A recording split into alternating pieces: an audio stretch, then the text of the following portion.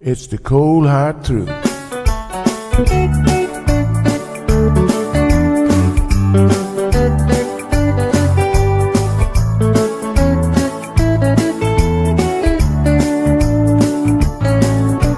Everyone really want to know what's going on with her show. Just get on the air and you will know it's Sandra. The queen of the mile road is here, helping people from everywhere. Get on the phone and you will hear Sandra. Now she will tell you how it goes, but don't you ever step on her toes, 'cause you will hear the cold hard truth from Sandra. They say she's the hero in town, helping people from all around. You get a call, your money is found, it's Sandra.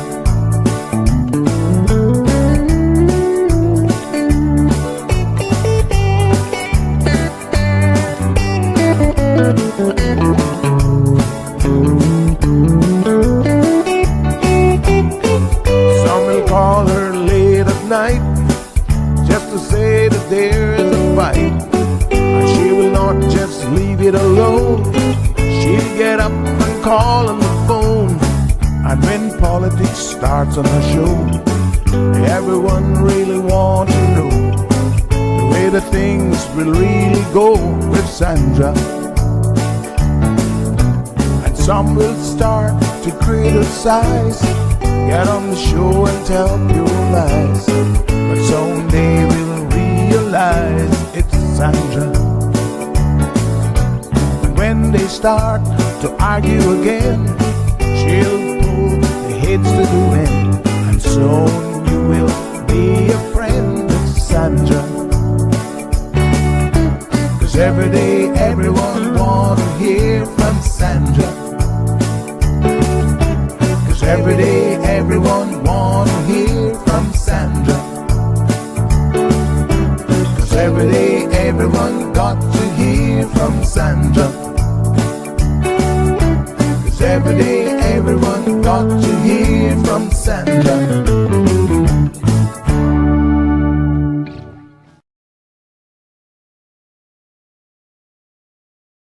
All right, folks. Good morning. Good morning. Good morning. Happy Thursday. Friday part 1 is here. Give me a second. I am just going to update the links for everyone. Thank you guys so much. So the links now, remember, they remain the same. It is cmrky.com backslash TCHT, stands for the cold hard truth, the number 2 for YouTube, and the number 1 for Facebook. And we are keeping the same links. So every day, all you have to basically do is refresh those links. I put them in, just trying to make life easier for everyone. And you don't actually have to do anything but simply refresh the link every single time. So give me 1 second here. I'm doing the Facebook one right now as we speak. And then, yeah, hopefully this actually makes everybody's life so much easier. All right, so they are refreshed. Those links are updated, and we are good to go. Rock on. Okay, so refresh. I'm going to just send it in the channel. Just a reminder, refresh your show links as we are live now. All right, so easy peasy, lemon squeezy. Oh, yeah, honey child. So that is how easy. We like to make it a no-brainer for you. Right? Don't you love it sometimes when life is easy? Yeah. So many things are difficult, right? Why does everything have to be difficult? So we're looking for ways to make your life that much easier. All right. So wonderful. Love it. Okay. Yes. Okay. All right. So looking good, looking good. Just refresh that and we are ready to go. So I think let me just see here, just checking some messages this morning. Just having a quick perusal. Yes, okay. Uh-huh. Right. Oh my gosh, so much craziness. Okay. All right. So we're supposed to have a guest on today. And we're going to go ahead and wait for him to come on. They have the links. And I'm waiting. I did do some follow-up emails. I didn't get a response. So I'm kind of worried. Like, is he coming? Is he not coming? But hopefully he's coming because we got a lot of questions. Yes, we do. Okay, let me see here now. In the meantime, we'll do some open mic opportunity. So following up from yesterday's show on the, what do we call it? Really, it's the cost of living, but we think it's tied into minimum wage, but I'm not so sure that it actually is.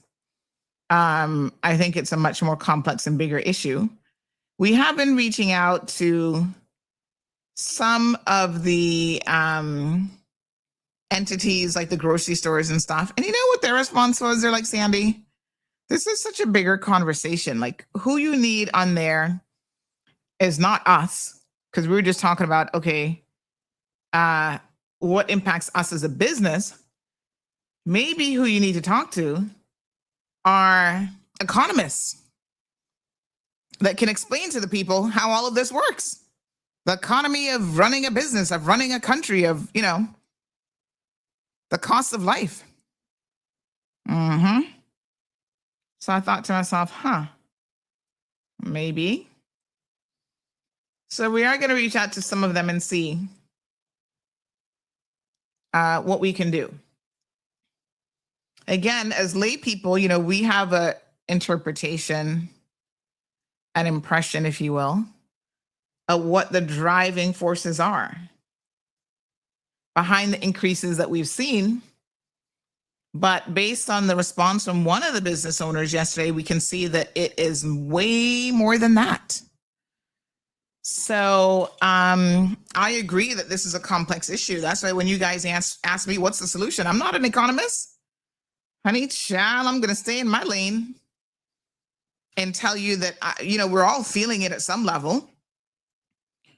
And it is an interesting concept that the poorer people, less disposable income in all economies all over the world, they always feel these jolts more. And you know what this reminds me of? When we talk to you guys about certain things like being responsible at the polling stations and being careful who you cast your vote for, et cetera, right? And people just willy-nilly do whatever anyway. And then they're the first ones to feel the crunch when things start to go south. My really big question, maybe Miss Marla Dukran can help me with this as well, is my really big question is, what is driving this for us that we actually have any control over? Because in the US, there's some things they have control over. Interest rates, like, the whole job creation situation, it's been dismal. It's like some of the worst job numbers since the Great Depression. And trust me, that's kind of hard to pull off, but our good friend, Mr. Trump, has done just that. And so, but what do we do? We're like a little, there's a big tsunami and we're that little ripple. And so I don't know what the little fish in the pond does when you got all the big sharks, and the big fish are the ones who are determining how these things go. And what they do directly impacts us. What can we do? I kind of feel like we just have to hold on and ride it out. There's very little that we can do. I mean, I don't know. That's why I want the experts to tell me. I see. Is Selvin here this morning? Somebody was saying that I was confused by what Selvin wrote. Sometimes y'all really confuse me. Not gonna lie. But in his comment section, he was saying something about dancing in a song, and I was like, huh? What songs are he talking about? I didn't play any songs. So the person said no, that they think what he was trying to say, that because I like this government, I'm going easy on them. You know, some of y'all have very selective memory and short-term memories. Because if you go back to even my criticisms of the previous government, and even before them, I have long said they need to stop lying to you all and telling you to vote for them on the basis that they can do anything about the economy, because I don't think they can. I don't think they have that kind of power. And I think Mr. McTaggart, moons ago, he said it, and then he did a reversal on it when it was like kind of campaigning time. But when they were in, he said, we can't do as much as y'all think about the economic situation in this country. We have very little control. And I agreed with him at the time. And this was years ago. Of course, then when other people were in there, then he's blaming the economy on them. And I said, well, hold on a second. If you guys couldn't do anything about it, what can this government or any government do about it? Right? So that's where the politics now comes into the situation. Now, what they can do, let me be clear, is they can maintain a better fiscal position in this country as it relates to like spending, fiscal responsibility, that they can do. And so I think that that helps when the government is not burdened with debt, like a school in Cayman Brac. Y'all complaining about the increase in the fees, but it's so interesting that no one has tied that together with government expenditure. So when you go spend hundreds of millions of dollars in a school that actually wasn't needed, with, accessories that weren't needed, you've just wasted money in a housing block for people. And is anybody even living in it yet? Or are they still waiting on those parts to come in? When you waste money like that, fiscal irresponsibility by any government means that future governments have to pay for that, right? Having a DFA system that is hemorrhaging money because we won't put our people to work because they don't want to work, because they think, oh, the more children I have, I can sit down and live off of government. Not having stricter policies in place for things like that. That is where they can make some headway. And those things do matter. You can make all the money in the world coming in, but if what's going out is just as much or more, then you're debt laden. And when a government is debt laden, that means that the entire country is going to suffer as a result of that. So that's where every single government, this government, the previous governments, there has to be some degree of fiscal responsibility. The unfortunate thing, though, is when a government is in and they get things wrong and they waste money and they take on capital projects, that doesn't disappear the second they get out of office. We all continue to pay for that for sometimes generations to come. That was one of the big arguments about the port, right? The financial burden of that port is going to be significant for the people of the Cayman Islands. But equally, when we look at, say, for example, the, what was the conglomerate called that was going to fix our landfill for us? Sometimes you've got to commit to capital projects that, yes, it's going to cost you money over a period of time. But if you don't do it, you're not solving the issue. We haven't had a landfill fire in a while, but it probably won't be long. You're not solving the issue. And on top of it, by delaying it, you're actually going to make it worse from a cost benefit perspective as well. Capital projects, by the nature of construction and so on, don't get any cheaper. Trust me, take my word for it. What you could build a house for 5 years ago, you can't anymore. So what we could have gotten that landfill for 20 years ago when we started talking about it, 30 years ago, versus now, a facility, is going to be far worse. I don't agree with the decision the last government made to cancel it with no plan in place. You're canceling it for what reason? So Salvin, no, we're not here to curry favor with anybody. We're here to hold everybody accountable. But the question becomes, I can only hold you accountable for what is within your purview. If you can't do something, how do I hold you accountable for something you're not capable of doing? Does that make any sense? I've been reading a lot about this with little children, younger children in particular, and how much capacity they have to even remember something. So, a little toddler, didn't I tell you yesterday? You're yelling at this kid. Didn't I tell you yesterday to do X, Y, Z? That kid does not remember what you told him yesterday. The retention of a toddler is not what you think it is. You're a big woman in your 20s, 30s, 40s, 50s, yelling at your grandchild, your little toddler. And the little kid's like, but, Granny. So how can you hold him responsible for something that he doesn't have the capacity to do? It's not that he's just being disobedient for the sake of being disobedient. He literally cannot remember what you told him yesterday. His memory is developing. That's why repetition with children is so important, right?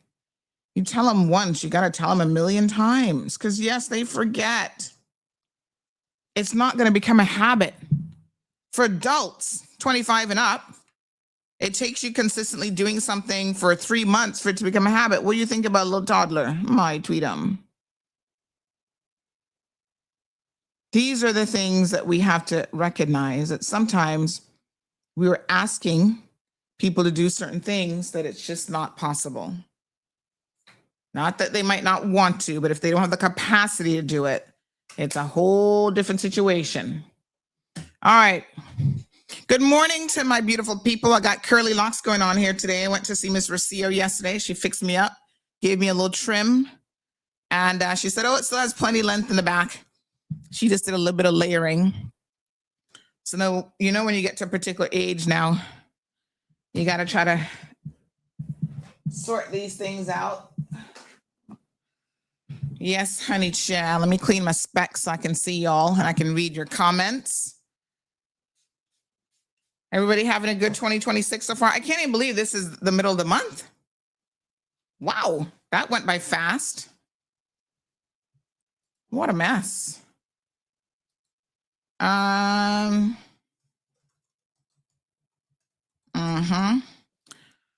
right, give me 1 second here. Let me just resend it again. Yes, so what a thing. I had a rough night last night. I'm not going to lie. I'm surprised I even feel this good because I must have woke up about 10 times last night. Bathroom breaks and my foot was really bothering me. And then the battery was dying in my TENS machine. So at some point I had to walk across the house and go get a battery, get new TENS machine pads to put on. So the feet were really, really bothering me last night. It wasn't that it was an intense episode, but it was a nagging episode where I couldn't just sleep through it and ignore it. So I had to get up and put the TENS machine on and turn it up a little bit. And then when I realized it was kind of weak, I had to get a new battery. Thank you, honey chow. Thank you, Abby. Let's do roll call. Barbara G in the house. Barbara, I haven't forgotten you. I saw your WhatsApp come in with some information the other day. So I'll get that sorted out a bit later on. Clean and straight. Good morning, Miss Stephanie. Vanessa in the house. Vanessa, congrats. You got engaged over the holidays. Good for you. Marriage isn't what it used to be, but hey, it's still good for some people. Morning, Shamika. Strong Wilt is here. Damara is joining us from NYC. Good morning, Miss Anne. Miss Lucille from the UK. Vicky Joy says, Queen Sandy, best talk show. Sunshine is on big up your chest, Sandy. Aw. Thank you. Felicia Rankin is here. Scott is here. Says CIG needs some economists. I kind of would hope that they have them.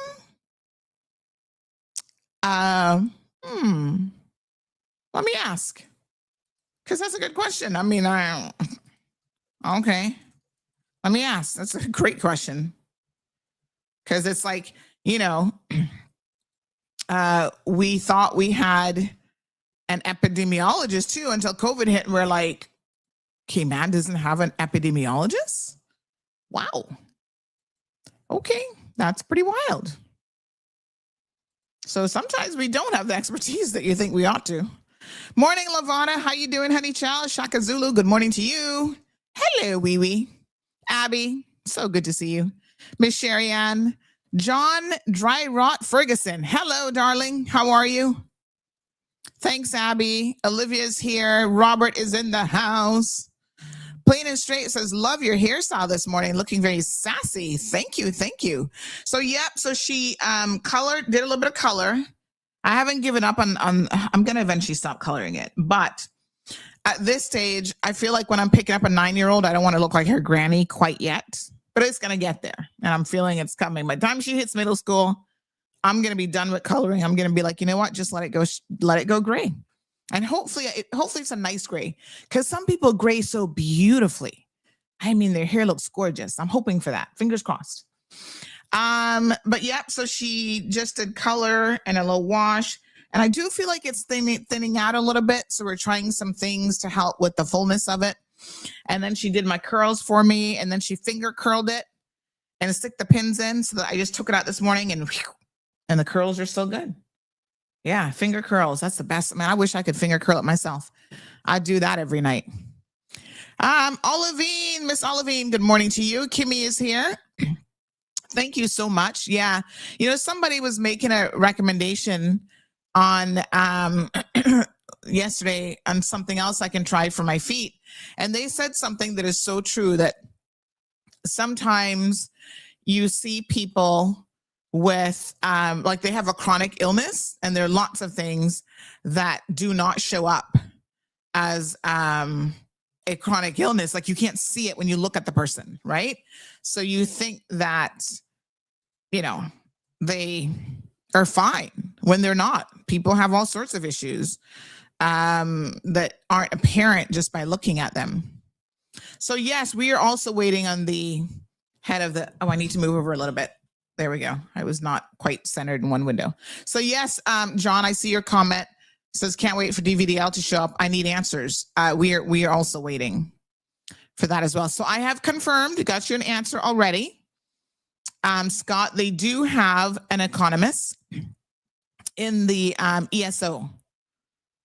So that's interesting, because I would like for them to maybe talk to us. You see, sometimes you have these technocrats, the experts, and they're not the ones talking to the people. It's the politicians. And sometimes the politicians can't find their way out of a wet crock-a-sack. So they're not the expert level of expertise we need. So can we get this person? Yes, somebody else confirm. Yes, CIG has an economist, the statistics director, and that office has one. Yeah, ESO.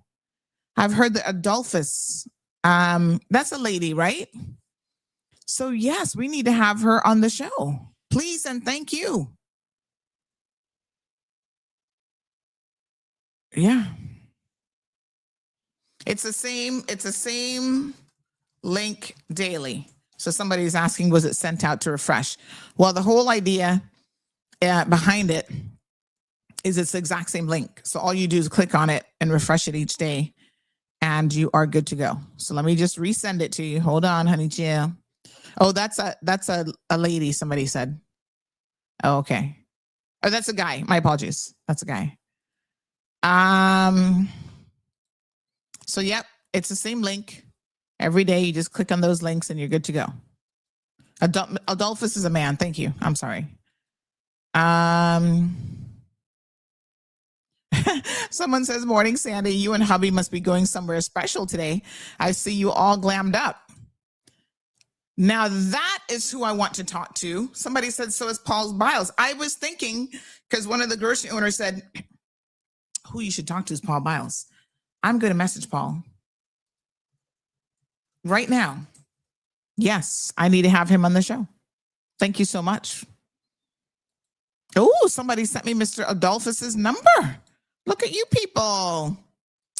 On the money today. A for you. A plus for you. Everybody gets an A. Thank you so much. No, we don't have any plans, but I tell you what, I low-key feel that now you said that, I should see if his schedule is free for him to take me to lunch. Don't make a good hairstyle go to waste, right? Marco, good morning. Good morning, Marshall. Leroy is here. Miss Ethel. Barbara G says, we have people that are looking forward to turning 65 as they think the government will automatically give them a pension. Oh, Lord, have mercy. No, sir. This needs to be addressed, explained, and made beyond clear that this is welfare and not something to aspire to. Can we maybe get someone from the department to explain? I will send this to that department. I have been asking them to come on already, DFA. I think they should be coming on every single month because they got a lot to tell us. A lot. Oh, hold on. Let me just I'm going to screen grab this. Yeah, low key, not low key. They have a lot to really explain to us. So, all right. Let me just see here now. So I will send this to the prospective people now. Whenever you guys request, don't worry about it. I'm sending it out and I'm requesting people to come on, just like I did with Minister Miles. He was no different. We called him that day, but you know, I always message these guys, say, hey, the people want to hear from you guys. So, yeah. Yep. All right. So thank you very, very much. I'll make contact with both of those individuals to see if we can get them on the program. Miss Ethel says they're learning detective work from you, Sandy. What a mess. Strong Wilt says Marlon is busy. He has no time for you today. Poor him. He likes to sneak off for a little, even if it's a little 20-minute lunch, he'll take it because he works hard. He's such a hardworking man. It's so good to have a hardworking man. I know some of y'all don't know what that feels like because you picked up some lazy bum around the place. I'm sorry if you have. Don't keep lazy men around you. But Marlon works hard, honey. Chill. Let me see here now. Left ear and right ear. Okay. Yeah, he works very, very hard. So I don't like to bother him when he's at work. You know, I make him do his thing, and because I work hard too, and I'm oftentimes busy. But you got to make time for relationship building and make time for each other. So yes, thank you, Miss Ethel. I'm glad you guys are learning how to be good little detectives. Good morning, Miss Emma. So we actually, let me see here now. We actually recorded an episode of,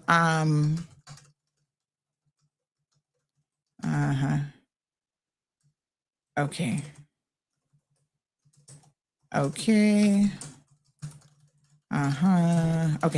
So Wendy Ledger and I recorded an episode of Court Matters earlier this week. And I think we're gonna record another one tonight, actually. Yes, we're gonna record another one tonight. And she wanted to interview me about my long and extensive history with the DPP. And I acquiesced. I said, sure. And so I think you guys will find it interesting. I hope you find it interesting. Some of it is in relation to the the current case, and then some is much broader. Now, you know, sometimes you forget certain things. Can I just tell y'all something? It's strange, but it's so funny how the brain works. Sometimes your brain just doesn't make connections. Hear me out. When this thing came up with Milady, I told y'all she was McKeeva Bush's political assistant.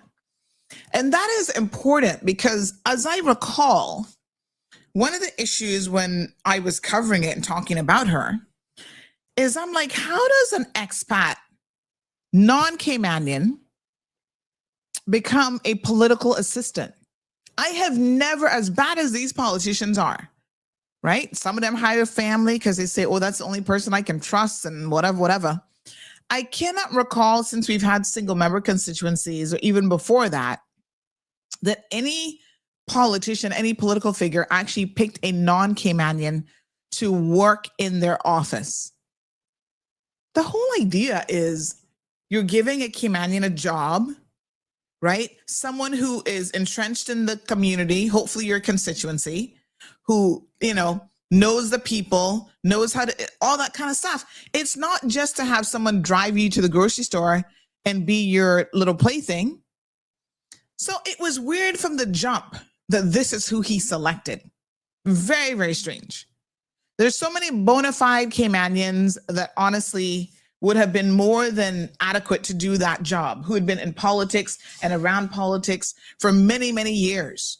I mean, you don't necessarily have to be in and around politics, but at least a Caymanian that has administrative skills, something. It's just very, very bizarre that she was selected. So a couple of days ago, I was thinking about the interview that was pending with Wendy and what we could, potentially discuss. It was kind of going through my mind. And you get these aha moments when you weren't even expecting it. I call it a smoking gun in this case. So I was there chopping my tomatoes, cutting up my tomatoes and cucumbers for my tomato salad. It's a tomato, cucumber, avocado, the other pair. It's so good. You put it all together. So it occurred to me that, wait a minute. I actually have a complaint against Mr. Bush that supposedly the DPP is supposed to be forwarding. And I said, what was the date of that complaint? Did that precede or follow this one with Milady? Because I knew from the beginning, this isn't Milady making the complaint. This is McKeeva Bush, who knows he can't make it himself for more reasons than one. He doesn't have any balls. But anyway, he's a coward, right? Pushing this non-Caymanian to come forward with this complaint.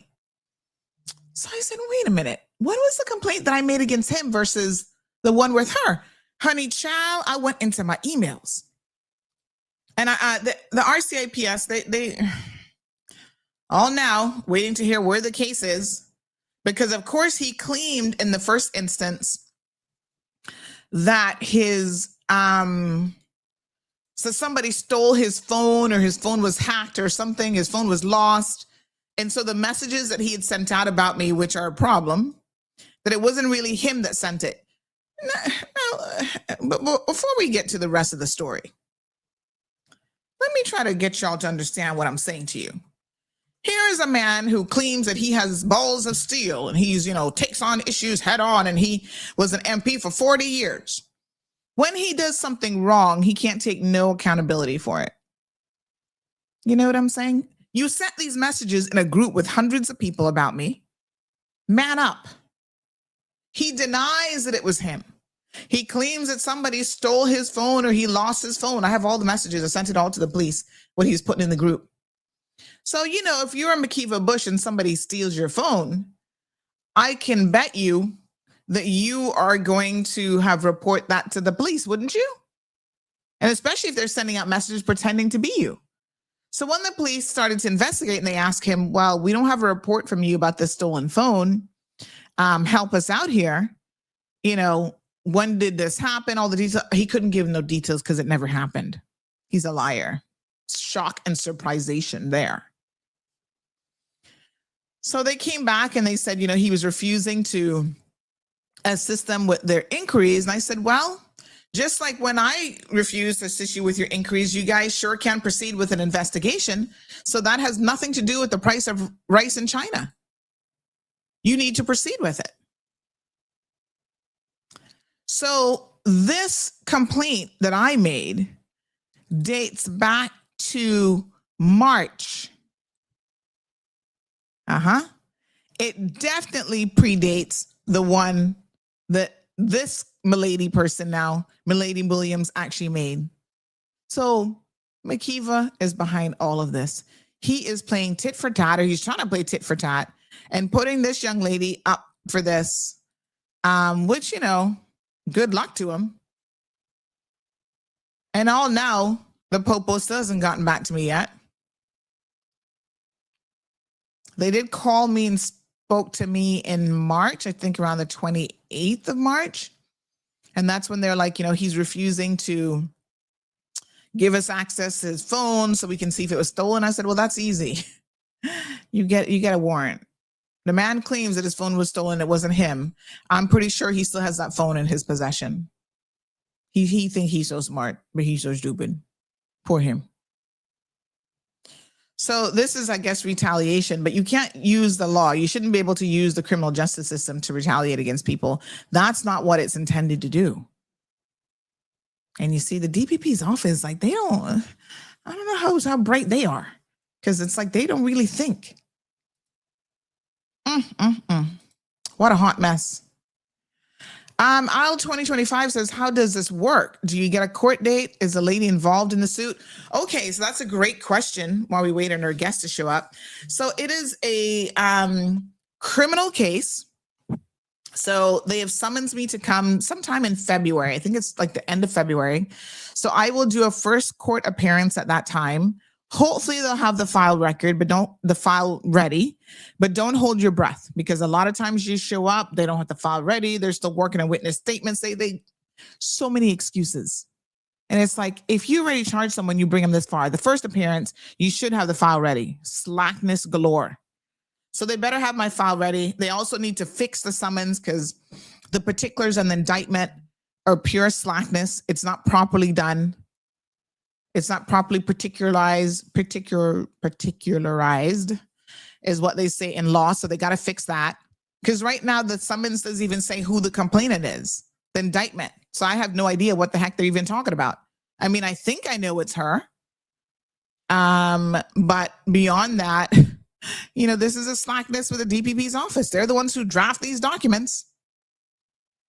They don't even say who the complainant is. And then if they have the file ready, they would give that to me and or my lawyer, and then we're off to the races. Now, it takes a good number of times normally before you actually get to a trial date. And it will be a jury trial. And in my instance, that takes a while. So we have to go through and select jurors. So it could be a year or more on average for this type of offense, because it's not considered urgent. So other offenses will take priority, especially if someone's in custody. The court tends to give them aisle 2025 the priority if they're in custody, right? So they try to get those people to trial, because, you know, if they're found not guilty, they spend time in jail. Even when you're found not guilty, there's nothing you can do about it. There's like no compensation for it. You just was jailed and didn't do anything potentially. So it's kind of crazy. Anyway, we, you know, then it's a long process from there, but we'll eventually get there. You got to have a lot of patience dealing with the criminal justice system or the court system in general. Like, seriously, it's really something else. Strong Will said the name is wrong. Yeah, they also got my name wrong, but they corrected that already.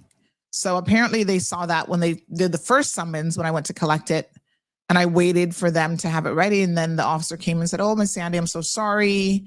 Apparently they got your name wrong. I'm just like, so then they had to correct that, take it back to the court office for the court office to like sign off on it and whatever. And I'm just like, what's that, Doc? How do you get my name wrong? The one thing you should get right about me, I would think, is a name by now.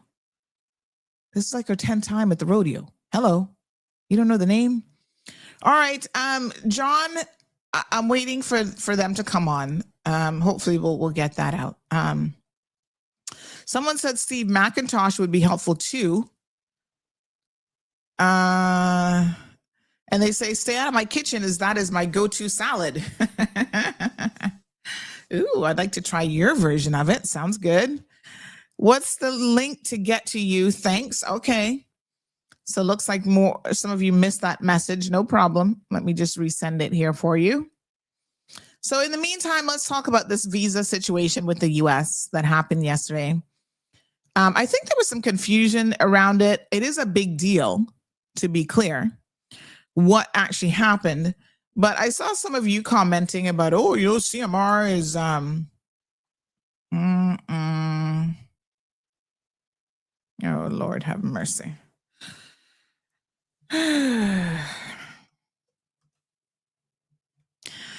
All right. So he's not coming on today. There's some mix up with the schedule. So they'd like for you to send your questions through. So here's what we're going to do. John, I see you have a lot of questions. Please send the questions by WhatsApp. That way I can forward them directly on the WhatsApp. 324-1612 is my personal WhatsApp number. Send it to that number and I will forward it directly to the ministry. It would have been nice to have him on the show. Oh my goodness, what a mess. Okay, so we'll just do open mic time and a little bit of Q&A. So we're going to talk a little bit about this visa situation. Now, some of you don't really pay attention. I mean, that's obvious, and you don't read. And that is based on the questions that we received. This individual says the justice system is too slow and time consuming here.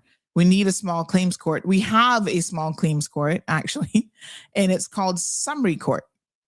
So summary court is a small claims court. Yeah, up to $20,000. Anything $20,000 and over is grand court. So that's our equivalent of small claims court. We just don't call it because small claims is more of a US terminology as opposed to a British term, but that's exactly what that is. That's your small claims right there. You can take somebody to court for $50 if you want. How does Milady's case go along before your case against Mac? It's a good question that I cannot answer, except in the broader scheme of things, whenever I make a complaint, it doesn't seem to have the same weight as when somebody makes a complaint against me. Let's just put it that way. That's an excellent question. Excellent question, especially since they had everything, and they actually do believe it's an offense, what McKeeva did. And they have everything in writing. In his own words.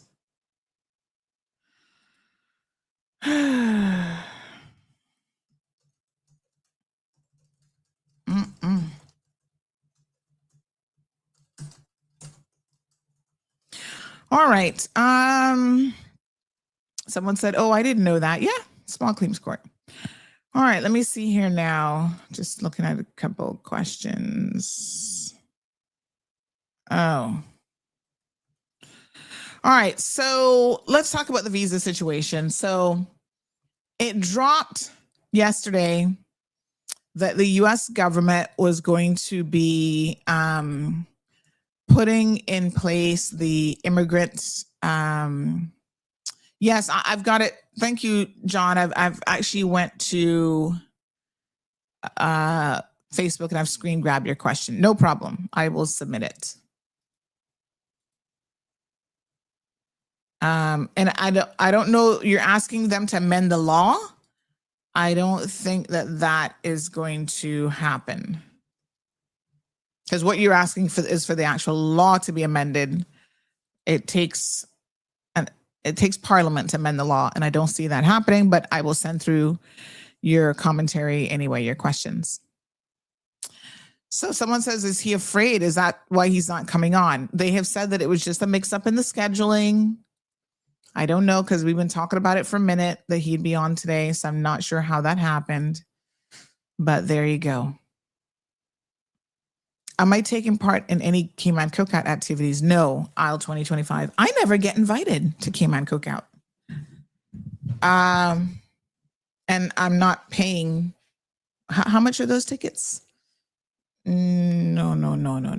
1 year I got an invite as media, but the Compass, that's the Compass's baby. So I guess they probably don't necessarily want to invite the competition. I don't really know. I mean, you'd think any coverage is good coverage, but I'll message my friends over there and say to them, hey, once we got an invite years ago, and I think that invite actually was from DOT, not Cayman Cooking itself. We're still trying to see if we can get him on, folks, our guests. So fingers crossed. So listen, in the meantime, let's clarify this whole visa thing. So this dropped like a hot cake in the US yesterday, that all over the world, again, every single media worldwide, that the US had put 75 countries on a list of countries that basically immigrant visas, which are different than visitors visas. And so for those of you who claim that CMR was trying to be alarmist and did not include it in the story, I think you need to read the story, because the only way that you can actually make that statement is if you did not read the story, right? Because in fact, the story was very detailed about what this is, who's on the list. We didn't put the full list, but basically who's on the list, and what this means for the country, for us potentially. So an immigrant visa are people who intend to stay in the US for a bit longer. And in fact, the funny thing is, I actually know someone who has an appointment for their immigrant visa in February, early February. So now they're like, what does this mean? So the question becomes, if you have an appointment and you're going through Jamaica, right? Because we don't, obviously, this person isn't a Jamaican.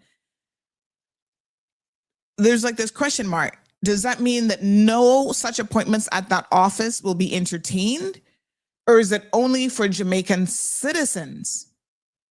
So when they list the country of Jamaica, they're going to stop processing immigrant visas. Does that mean that office no longer, and this is where I'm still not really sure, that office no longer processes immigrant visas at all? And so no matter where you're from, if you're flying into the Bahamas, flying into Jamaica, you're not going to be able to do it? Or is it for the nationals of those countries who now cannot get an immigrant visa? This has sent shockwaves all over the world. Like I said, every single major publication and minor publication now has covered this, because it is really quite shocking to indefinitely suspend the issuing of immigrant visas. Now, here is the really, really interesting thing about this. A lot of the countries on that list are Caribbean countries. That's not a coincidence. In fact, our good friend, I'm trying to get Mr. Pierce Robinson back on the show. Who enjoyed him when he was on? Was he not a delight to listen to? So intelligent. I really enjoyed listening to him. His opinion, I'm going to show you this post that he put up, and you can fact check this, is that a lot of the countries that are on the list are countries that have not been favorable to President Trump's position with sending, for example,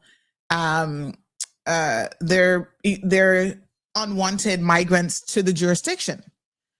So he posted, big shout out, follow Pierce. He has a very good following on social media and he does some interesting posts. He says the US punishes the Caribbean for choosing sovereignty and rewards the four that complied.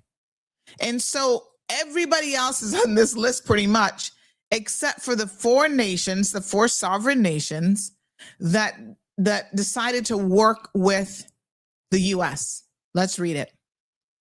The United States is enforcing punishment across the Caribbean for sovereign defiance of Donald Trump's demands. Governments are targeted for asserting control over migration policy, for sustaining Cuba's medical cooperation programs, and for exercising independent foreign policy judgment.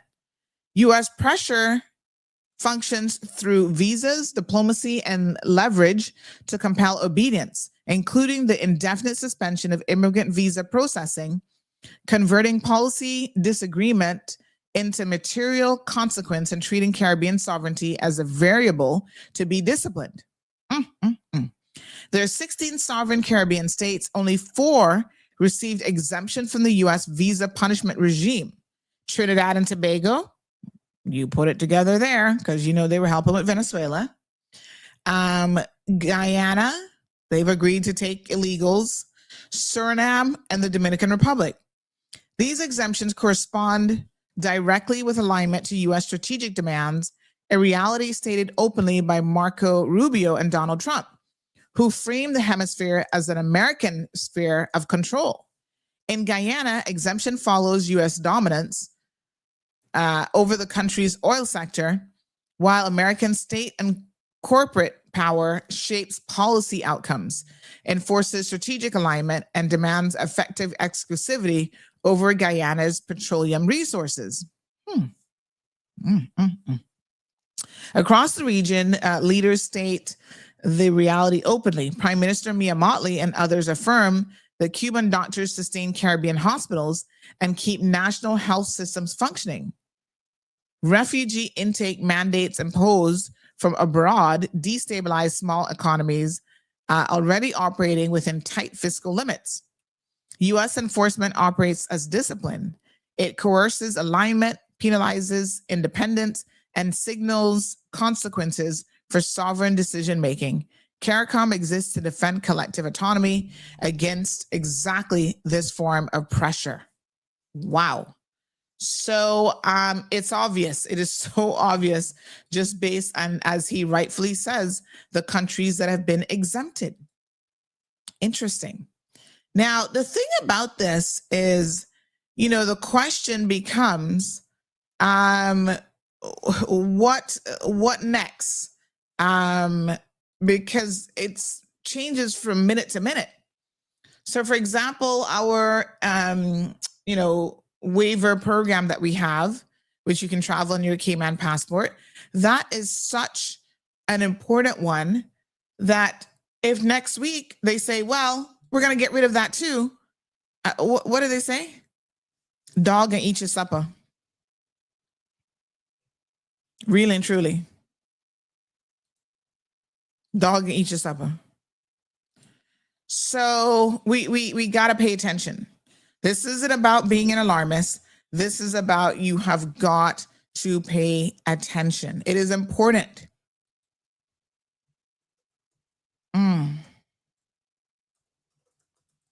It is important that you pay attention because we actually don't know. Okay, so I can confirm that Mr. David Dixon, the Dvdl director, will be on at 8:30 this morning. So just give him a couple minutes. But yes, the truth of the matter is here, folks, it's this schizophrenic way of operating that is concerning, right? So yes, they didn't come for us this time.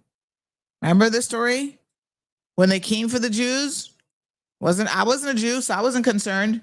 When they came for the socialists, I'm not a socialist, I wasn't concerned. That is where, despite what people think, well, this has nothing to do with Cayman. Wait for it. It may. I'm not trying to be an alarmist. I'm trying to be a realist. Another story making big headlines in relation to the Trump administration this morning is the fact that they have actually gone to a reporter's house. The FBI has actually, this is top stories here now, in a highly unusual move, the agency searched a reporter's home instead of an office. So there's this reporter, David Folkenflik, who works for, hold on, is that the one? Hold on, I think that's his name, but we'll get the correct name. But The government actually went to his home. He works for the Washington Post. And so this is really, really shocking. And they say now that this is the administration's attempt to, and they have displayed a pattern of trying to undermine an independent press and attempting to interfere with its work.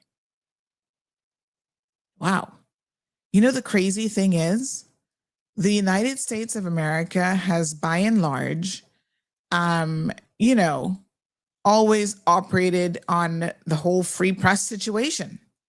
Now, what we have happening is even the media are being put through the ringer, and you know, they write an article, they're being detained. There was one really, really interesting one yesterday. I forget which publication that was. I think it was oh my gosh, but he had reported on some riots and stuff that had taken place. And when he went through the US, he was actually detained as well. And they knew who he was before he even got off the plane. Quite shocking. All right, we've got Mr. David here. There he's getting ready, so we'll just give him a few seconds. And so we are very, very closely, we'll see if Mr. Pierce can come back on the program. But needless to say, we are keeping a close eye on this situation, because no doubt there would be some people here who, you know, not necessarily Caymanians, but just people living in the Cayman Islands who were going through the immigrant visa process. And now they don't even know what's going to happen to them. So it's crazy. Ms. Marjorie says, Sandy, can you or the minister get some people from the U.S. visa, Jamaica, to renew visas for older people? I'm 78. Just renew, please. I don't think that's how the Americans work, Ms. Marjorie. We don't have any control over American politics or their policy. So we can't tell their government to just renew visas just because you're a senior, right? They do things how they want to do it. And unfortunately, right now, you know, it's a bit all over the place in terms of how things are going. So you never know from minute to minute what it will be. So Allard said, what's all the visa hype about? The White House press states that the countries in the list are from citizens from those countries committing the highest welfare fraud after arriving in America. So government wised up and locked the loophole. The U.S. government can recover any welfare-related payments made during the first 10. Are you actually believing this, Mr. Allard? You're believing that? 75 countries are responsible for high welfare fraud? Okay.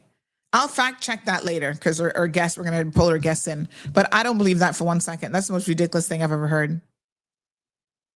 The Bahamas, Guyana, not Guyana, because they're in the exemption list. St. Kitts and Nevis, all these little countries. Come on, Allard. Come on. Ugh. Keith says, remember that President Obama tried to destroy the Cayman Islands as a tax haven. I wouldn't make that statement like that. I think that the general consensus is that the Republicans tend to favor offshore jurisdictions more so than the Democrats in terms of their policy. Would I say that he tried to destroy the Cayman Islands as a tax haven? No, I wouldn't say that that's an accurate statement to make either. Johan says it's called leverage, a strategy deployed older than time. Andrew says, good morning, Sandra. Morning, Andrew. How you doing? Is Cuba on the list? Of course they are. We'll go through the list later, because it's 75 countries. It's a lot of countries. We'll go through it later. All right. We have the director of the Dvdl, Mr. David Nixon, with us. We're going to go ahead and pull him into the studio. Good morning, Mr. David Nixon. How are you? Morning, Sandy. Happy New Year to you. Yes, nice thank to be you on the show this morning. So nice to have you on the program. Thank you for joining us. We've got lots of people here with lots of questions about the rollout and how it's going to work for these personal. Let me get the correct terminology here, because I always seem to forget what it is. These personal devices Let me just take my notes out. But yes, there's a lot with enforcement coming tomorrow, being the 16th. Personal transport devices. So we're going to break it down. And of course, people are welcome. The phone lines are open, 936-2626. Toll free for Flow customers. If you're a Flow customer, you're able to call at no cost to you. Everybody else, you can call us from WhatsApp and it's still free. At least it's included in your data plan. Let's put it that way. But yes, call in with your questions or comments for Mr. Dixon this morning. And we're going to try to go through some of the nitty gritty of what is in the legislation and what people can expect to happen.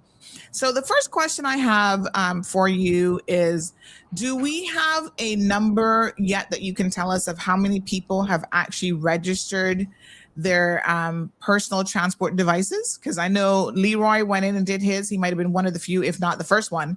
So do you have any numbers as yet of what the uptick has been and people doing the registration ahead of tomorrow's deadline? And so far, we've only had one person that has had their e-bikes or motorized bicycle inspected, licensed, and insured. So that's only Leroy. What? Okay, that's kind of concerning. Are you not concerned that tomorrow is a deadline for enforcement? If you've only had one person who has done this, what does that say for the task ahead for the enforcers, which I assume is going to be the RCIPS? Well, unfortunately, Mr. Walton is not here as the Commissioner of Police. He has another important meeting this morning. So I would defer any questions regarding enforcement to the RCIPS. Okay. All right, we're gonna send that through to him, because that means that he's gonna have to really up the traffic department, I think, in enforcement. Yay.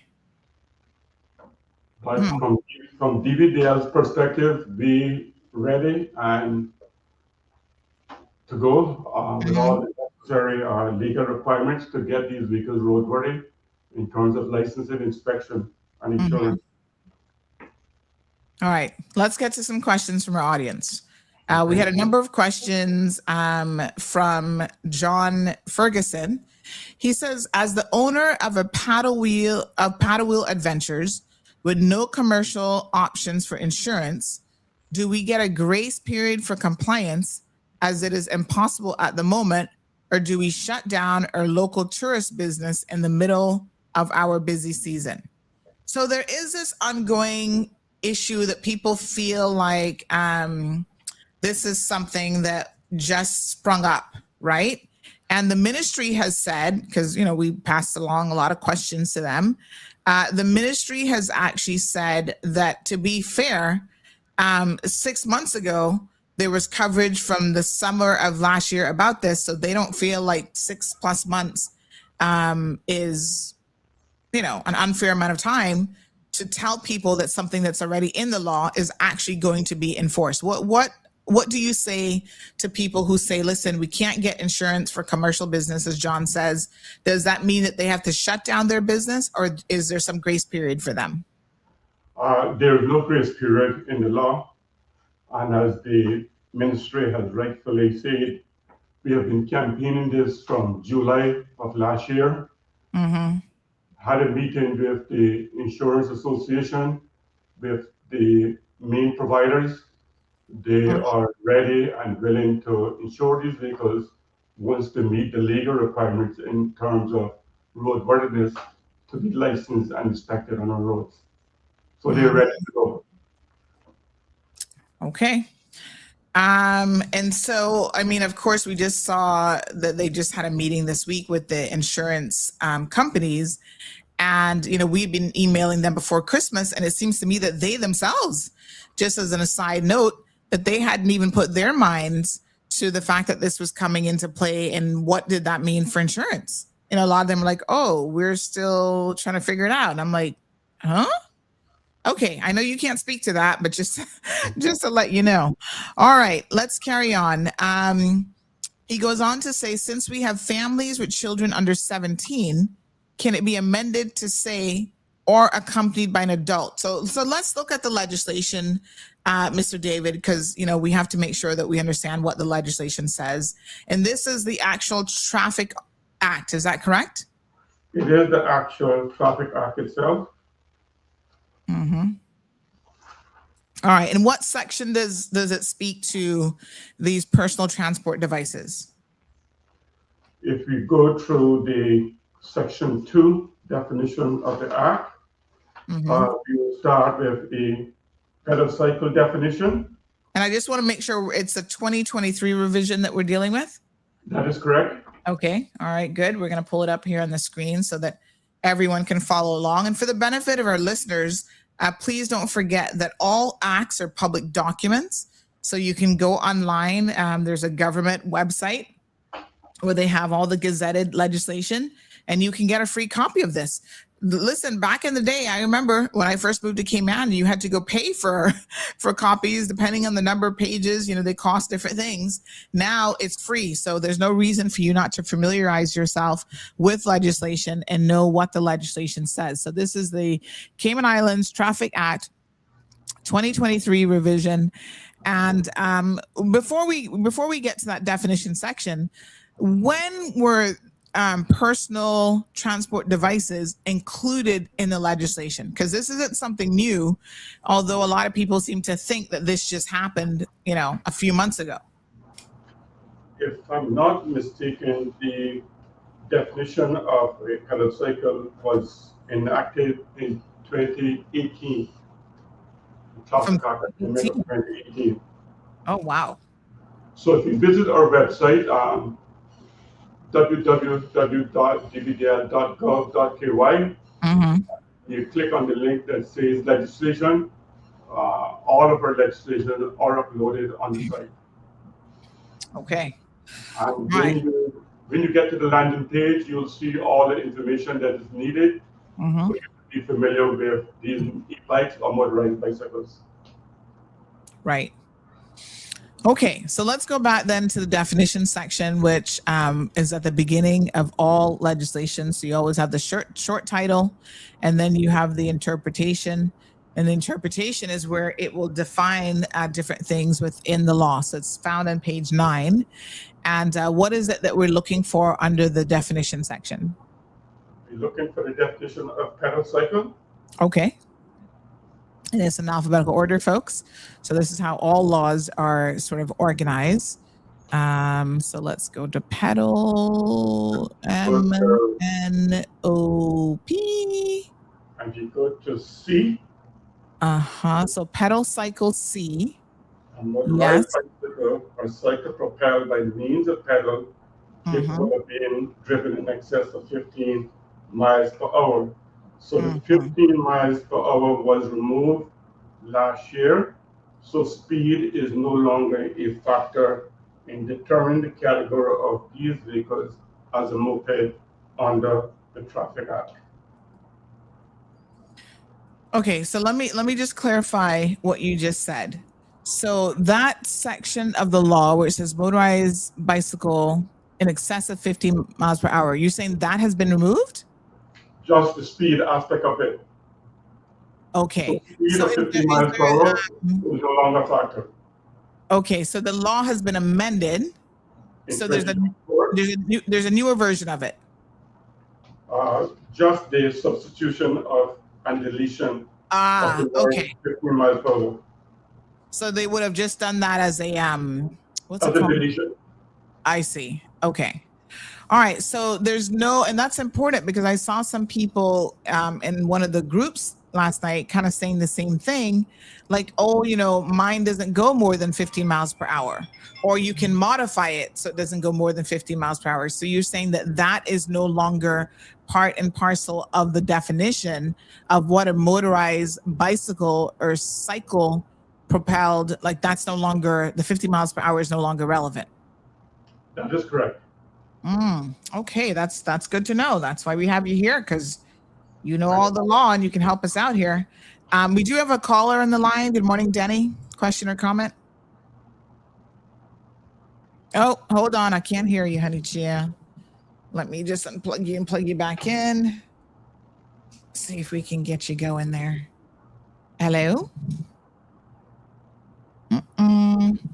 Still can't. Hello? Yep, there you Are are. you- Woohoo! Okay. I can hear you now. Good thing certain people can't unplug me.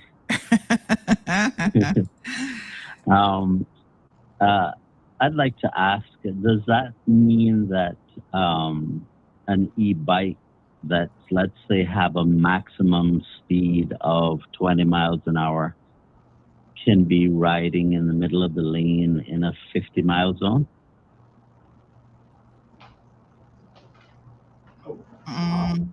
Any question regarding law enforcement, I would defer that to the RCIPS. Okay, so I take that as a yes. Well, you see, the reason I say that is because I understand that they removed the 15 miles an hour for the purposes of defining what would be a device that's controlled on the roadway. Okay, but we don't have minimum. I think it might be one somewhere, but I don't remember if widely speaking, I don't think there's a minimum speed limit in a 50-mile zone. So if you require an e-bike to be licensed, just like any other motorbike, then it should be able to ride in the lane like any other motorbike. And if it can only do 20 miles an hour and it's a 50-mile zone and cars are blowing, now I'm not advising that people blow because that's an offense unless it's something that is serious. But it happens all the time. So would the e-bike rider be expected to drive just like any other vehicle? Is that the expectation? And I'm not talking about law enforcement. I'm talking about what does the Dvdl expect how they expect them to operate? Okay, that's a fair point. All e-bikes or all vehicles that operate on the road to the Cayman must comply with the duties of a driver under Section 68 of the Traffic Act, and in particular, compliance with the road code. The road code can also be found on our website. Okay, so yes, so that they can ride in the middle of the lane just like any other bike, and since there is no minimum speed limit and say in a 50-mile zone, then if they're doing 20 miles an hour, no one else has a right to interfere with the e-bike slowing down traffic to 20 miles an hour. I would defer that question regarding enforcement. No. You referred me to the road code. I refer to the road code, and they must obey all the road rules as a regular vehicle. There is no exception. Right.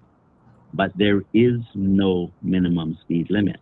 So they would be operating within their right to do the top speed of 20 miles an hour, if that applies to them, in the middle of a lane, regardless of whether it irritates anyone else that's on the road.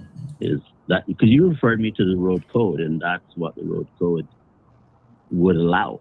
You can do less than 50, but you can't do more than 50. So 20 is less than 50. Thank you for your time. I appreciate it. Thank you, sir. All right. Okay.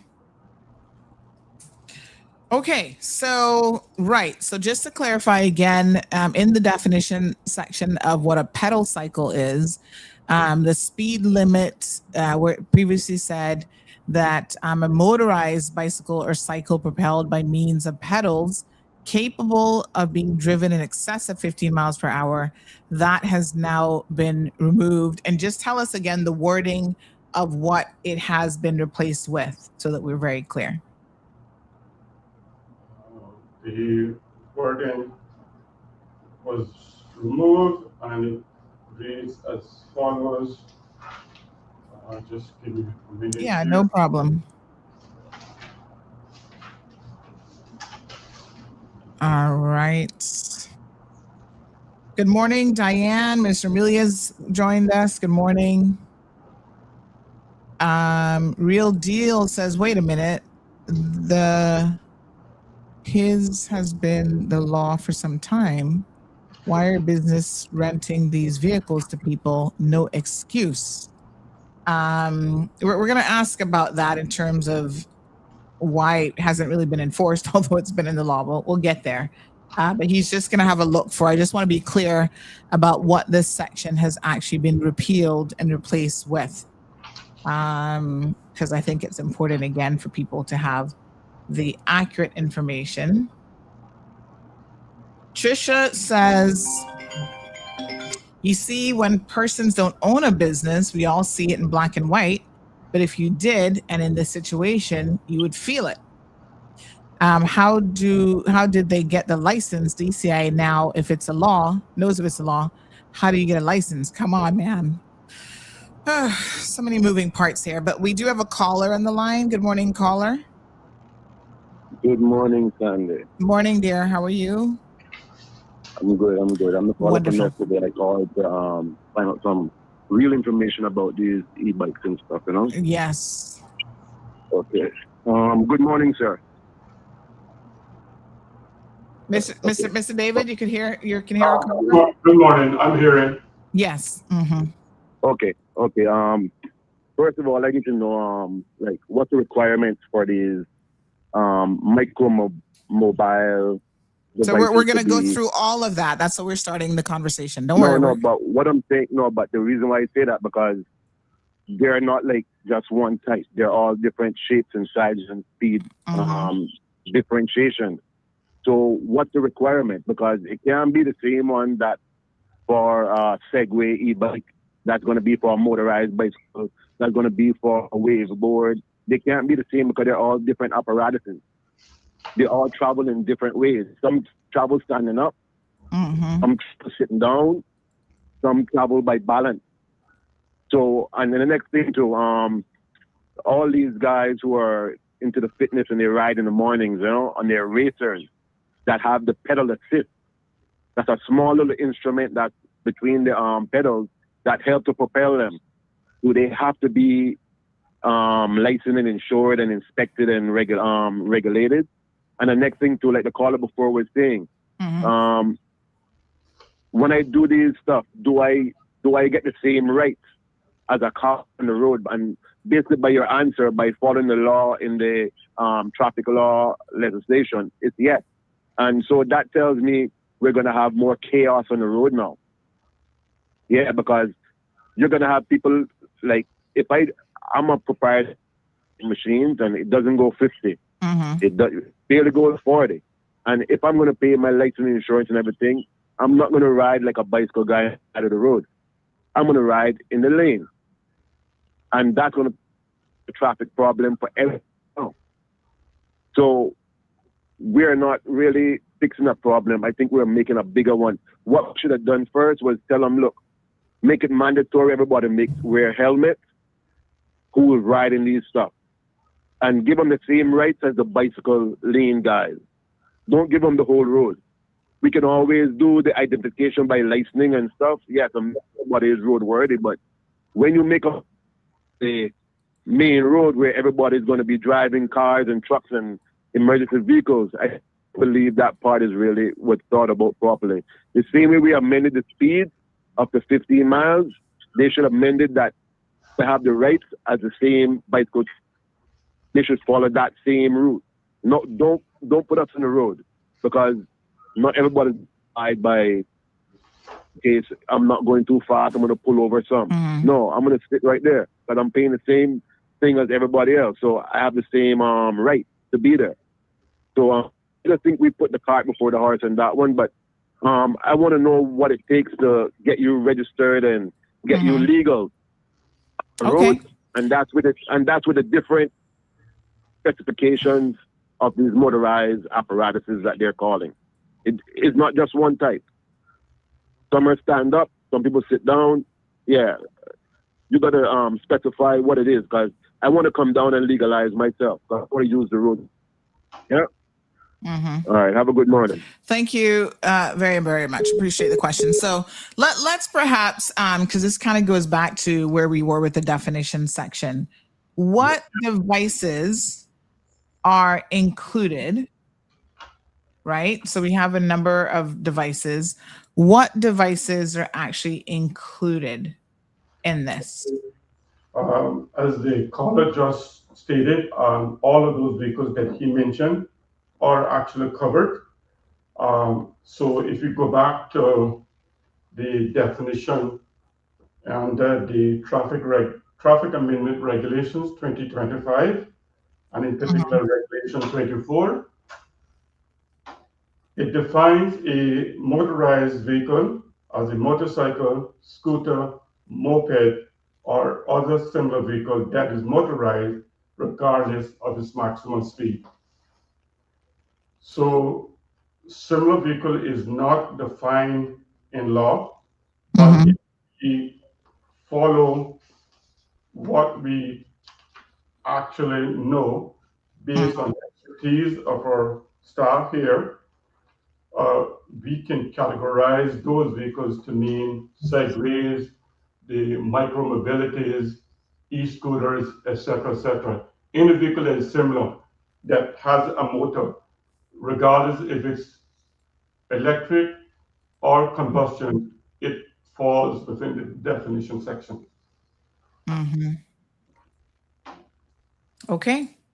So, I mean, he's trying to distinguish in his mind that there's a difference between them, but you're saying in the law is actually treating them all the same.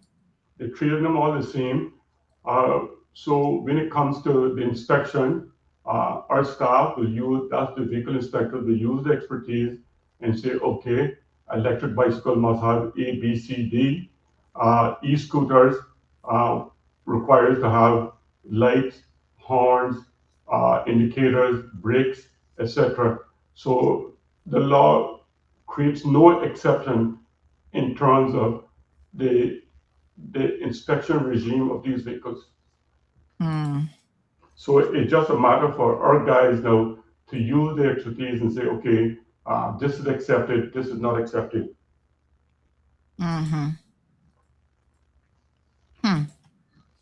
Okay.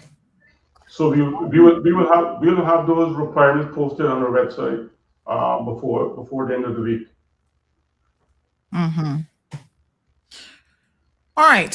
So someone says if they have an electric wheelchair, would that, if it's like a battery wheelchair, would that be, I mean, obviously if they're not in a public roadway, right? Because the criteria, again, let's talk about what the criteria is, because some people, you know, they have the kids on these things.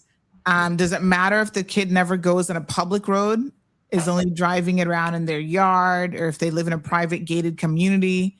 Does that make a difference in terms of whether they have to have it licensed and be of a particular age? So we can go through all the criteria. So let's just be clear about what devices and where they're located. If they're not on a public road, does that mean that they're exempt? If you have these vehicles and they're for private use, no intention to bring them onto the highway or the road, then there's no need for them to be inspected, licensed, and insured. So you can use them in your gated community, you can use them in the parks, etc. Once you don't bring them onto a roadway, then you should be good to go. Hello?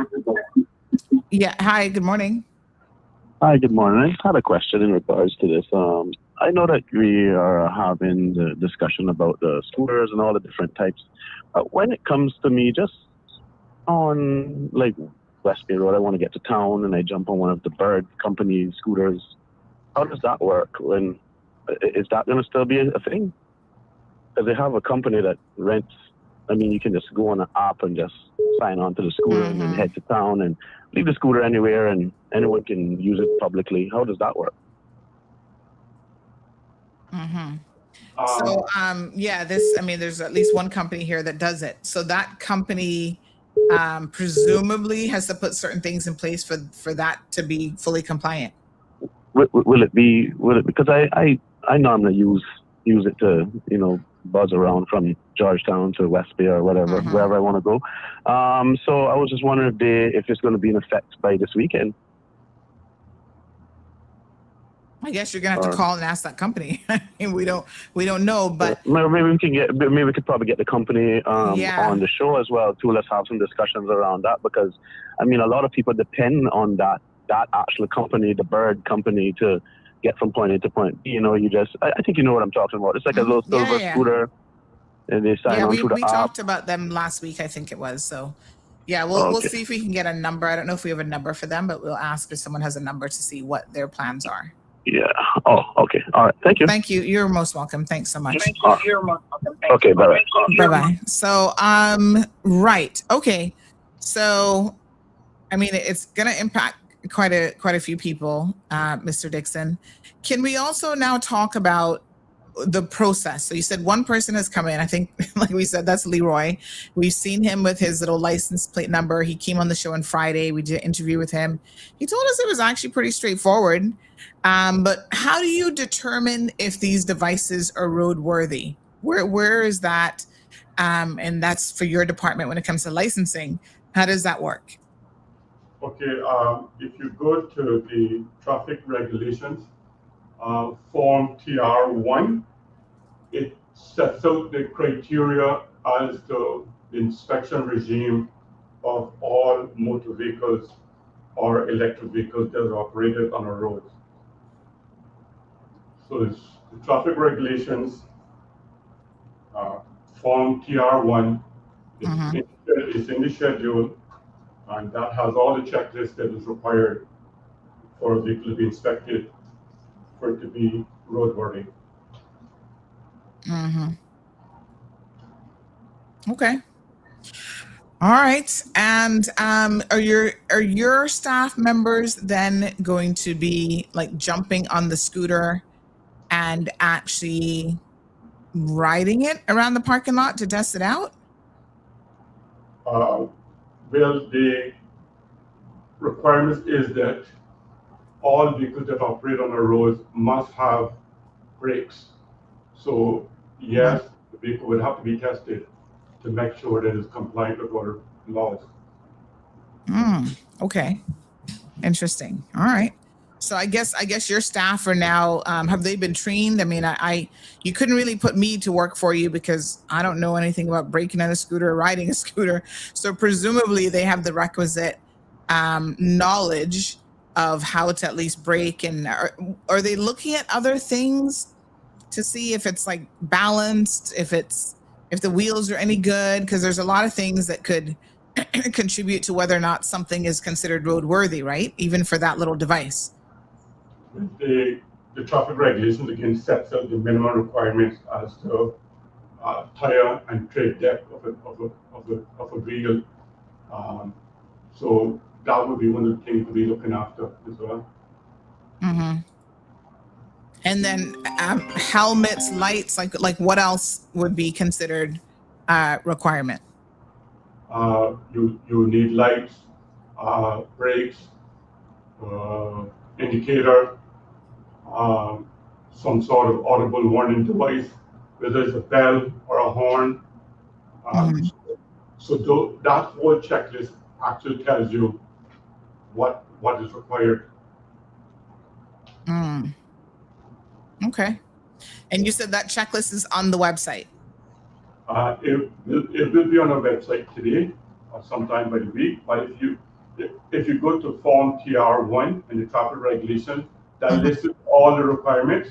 To just match those requirements back with the vehicle that you have in question that you intend to have inspected out of the facility. Okay. All right. Okay, we got two callers on the line. Let me try to remember who was calling first. The one ending, I believe, in 3402. You were up first. Good morning, caller. Welcome to the program. Well, pleasant good morning, Miss Sandy. This is John Ferguson calling in. Hey, morning, John. Good morning. Mr. Dixon, good morning. A question for you. There are helmets that have built-in turn signals and tail lights in them. Will that qualify to meet the requirements for turn indicators and tail lights on on a pedal assist e-bike. One of the problems we're having right now is we're not going to be able to get a hold of Amazon and get a whole bunch of taillights and horns and all this stuff installed on all the bikes by tomorrow. I'm just wondering if the helmets will qualify to meet the requirements for turn signals if the lights are built into the helmet. If those lights are built into the helmet and they meet that requirement in the statute, then that should suffice until you get all your gear up and ready. So that shouldn't prevent you. Mm-hmm. John, I have a question for you. When, as a business owner, if you don't mind me asking you a few questions, when did you hear that the enforcement was coming? Did you know about it back in July of last year when it first, I think there was something published in the Compass. Did you know about it then? I did not know about it. Okay. So you just only now hearing about it as a result of the more recent campaign. Exactly. And it takes a business to retrofit. How many devices do you have, by the way? We have 20 in our fleet right now. Okay. So you're saying it's going to take you a little bit of time to try to retrofit these to be compliant and then go through the process. Yes, exactly. And do you have 20 of these helmets that you're talking about that have the built-in indicators? We do not. But okay. as we're trying to source all the lighting and all the requirements to make these pedal assist bikes pass inspection, we're just trying to find other options. So that's what's my question about the helmets. And, okay. I stepped away from the other room, so I don't have a whole bunch of feedback. So I didn't really hear Mr. Dixon's response to my question. So I will have to. I'm recording it out there on another device just so I can go back and hear what his response was. Right. So and you can always watch it on YouTube or Facebook again if you miss something as well. Okay, and cool. John, you can always give me or my inspection team a call, and we will guide you through what the legal requirements are. We're more than happy to assist you. Okay, that's fantastic. Thank you so much. And I guess to be in compliance, we're going to have to. It sounds like we're going to have to put all our booked tours on hold for now. So that's really going to affect our business because we're busy. But I mean, we want to be compliant with the law. Sure. Nobody wants to see Santa Claus getting pulled over by the police on the side of the road because he's on a pedal assist bike without. Yep. Anyway, I really appreciate Mr. Dixon being on today. Yes. And trying to inform all this, and we'll do everything we can to comply and safety first. And I appreciate this opportunity to get in front of everybody. Thank you so much, John. Okay. Have a good one. Great day, everybody. Thanks. You too. Okay. Bye. All right. We do have a number of callers calling in. Be patient with us. We're trying to get to all of the calls and the questions on the screen through the social media platform as well. Richard says, are golf carts allowed on Cayman roads? So, I saw this falls into the same category, one of those it's like a golf cart basically at A.L. Thompson's the other day. And I actually sat in it and thought, oh, this would be so nice to have. But some of them, I looked into this a couple of years ago myself, just as a point of interest, but some of them are considered roadworthy and some are not. And so that would be a determination of whether or not they can actually be on a public road. But Mr. Dixon, generally speaking, golf carts are supposed to be on a golf course, and that's where they meant to stay, right? Yes, ma'am. And again, that is exclusively covered in the Traffic Act in the Section 2 on the electrically powered vehicle, which does not include golf carts. And golf carts is defined as a vehicle designed for operation on a golf course for sporting or recreational purposes. So there you have it. It should not be on the road. However, there are kits that I've seen people purchase, and they've upgraded them to meet all the legal and statutory requirements of a vehicle to be on our roads. Mm-hmm. All right. So, folks, again, you can have a look at the legislation. There is four-wheel terrain vehicles or golf carts actually in the definition under electrically powered vehicles. So that means a four-wheeled self-propelled vehicle and such other vehicle that's manufactured or designed to, and then they have everything there, including the, it says, and includes low-speed vehicles and neighborhood electric vehicles, but does not include four-wheeled terrain vehicles or golf carts. So they have their own definition, if you will. So yeah, it's good to know what is actually in the law. And then golf cart is actually defined very separately on page 11, means a vehicle designed for operation, as he just said, on a golf course for sporting or recreational purposes. And then it's also, yeah, okay, good. All right, we got a couple more callers calling in. Good morning, caller. Welcome to the program. Hey, good morning. Morning, dear. I actually work with John Ferguson. Yes. And I just have the major question that I have is, okay, great. You said you've released these rules 6 months ago. Enforcement ramped up about a month ago, but there is no avenue for commercial insurance. Zero. I've called Indigo, we've called Saxon, we've called Britke, we've called Island Heritage, and none of them will insure a commercial bike commercially. So it's a catch-22 because we cannot come in and get an inspection done until we have insurance. But we don't have insurance because it doesn't exist.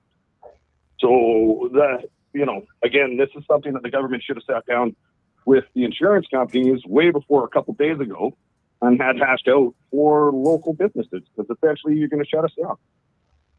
I'm out of a job. Like that's horrific if that's what you're going to do. Okay.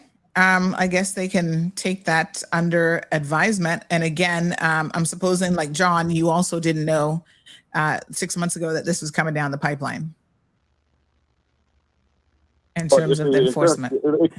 But if the insurance companies don't have a product, how are we supposed to comply? Like, that's not our fault that insurance companies don't underwrite commercial e-bike insurance. That's something that the government and insurance companies should have had laid on the ground before they start enforcement. Well, so there's someone here who says that, that's the risk of a business.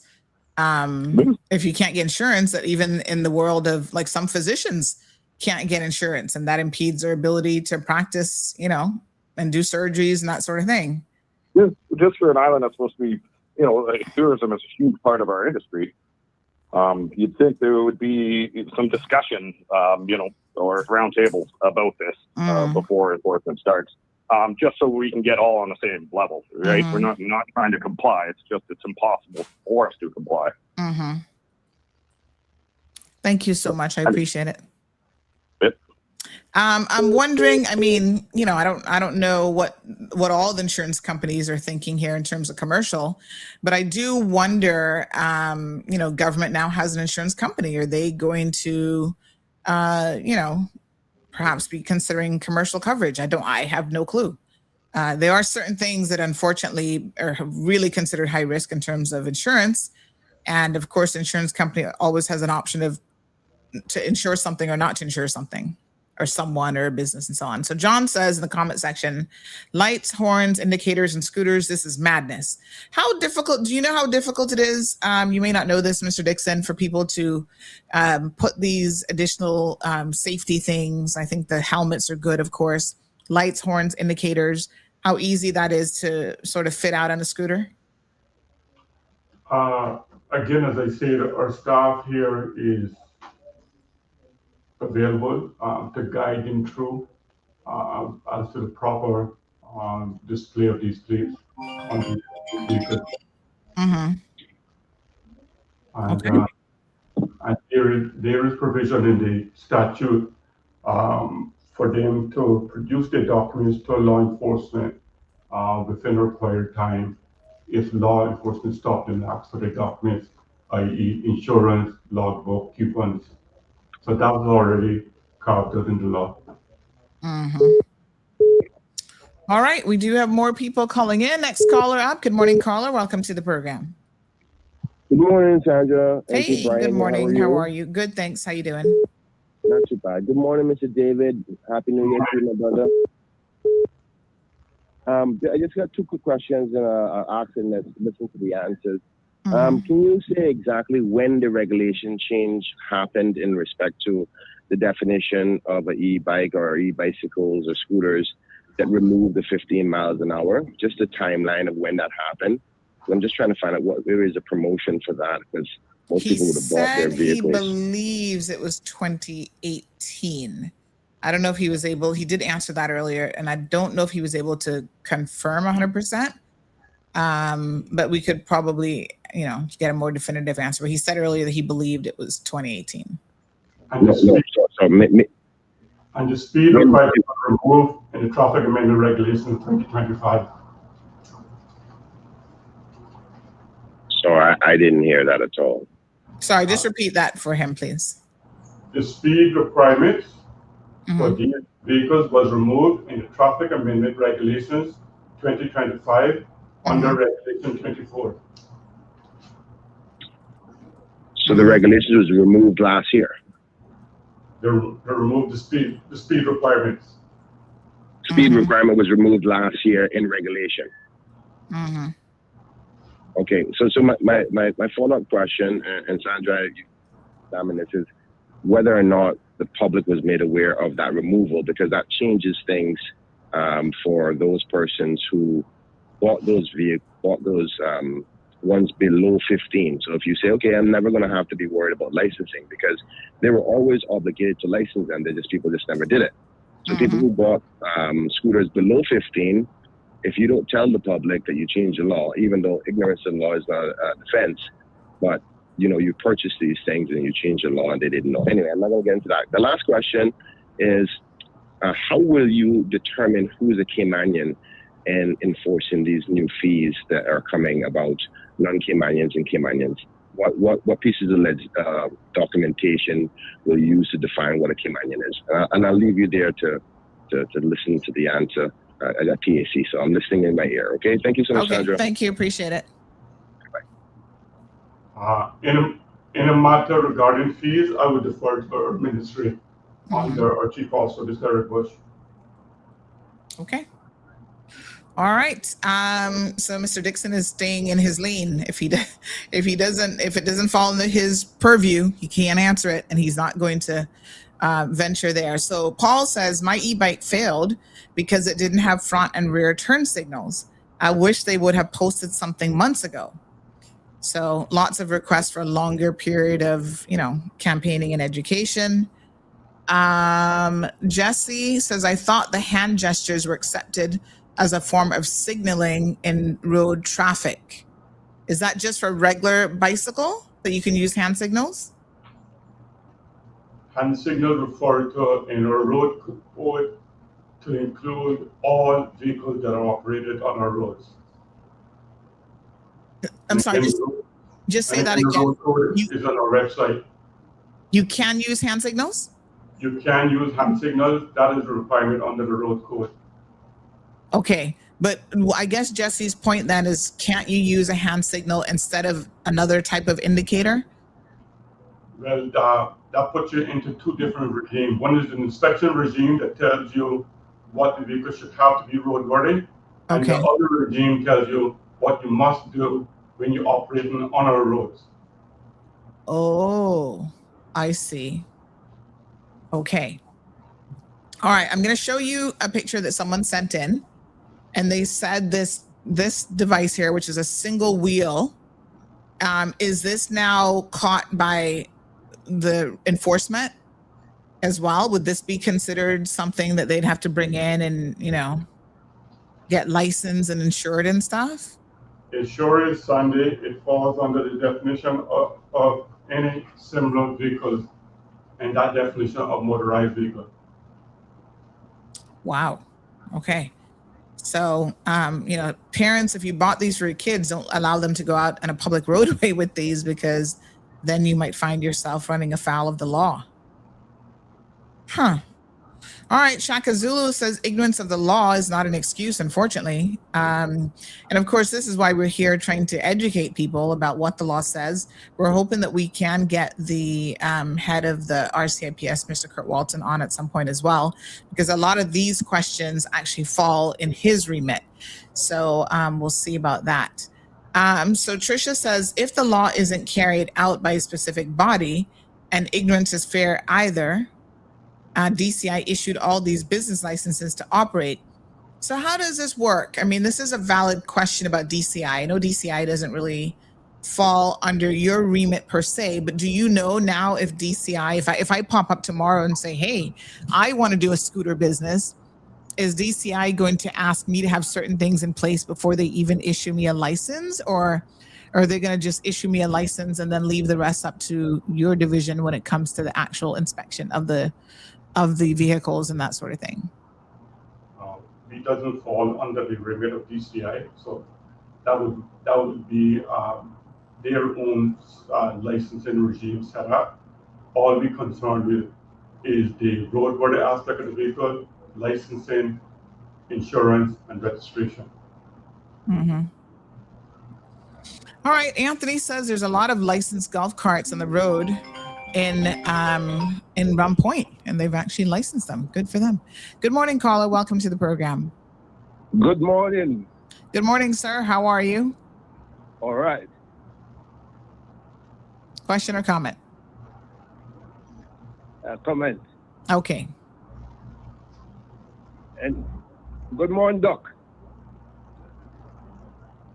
Good. Yeah, I think he probably didn't hear you, but Mr. David, he says good morning to you.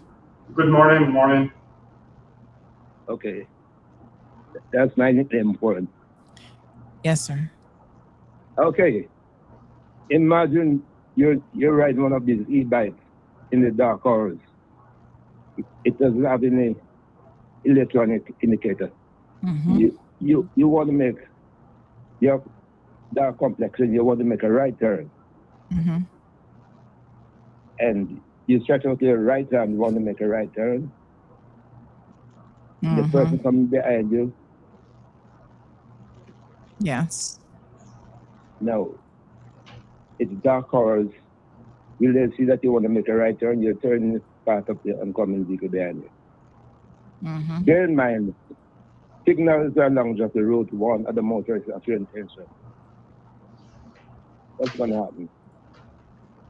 Well, I mean, there's lots of issues when people are out there on these devices at night. So we can see the reasoning and the logic behind indicators and other things for sure, without a doubt. You can't call them on your cell phone, tell them if you're going to make a right turn. Mm-hmm. So you need to have that electronic indicator and let them know that you're going to make a right turn. Mm-hmm. Mm-hmm. Okay. Yes. Thank All you. right. Thank you so much. Yeah. Yes. All right, sir. Yes, I mean, safety. A lot of this is surrounding safety, and we can see the issues certainly with some of these devices. All right. Vicky says, glad me can't ride bike. People are asking for Mr. Ruddy to come on the show. I passed that information on to Mr. Ruddy and the government. I think it was Scott, yes, that says you need Gary Ruddy to explain to tourism business owners how they're to proceed. The irony is palpable.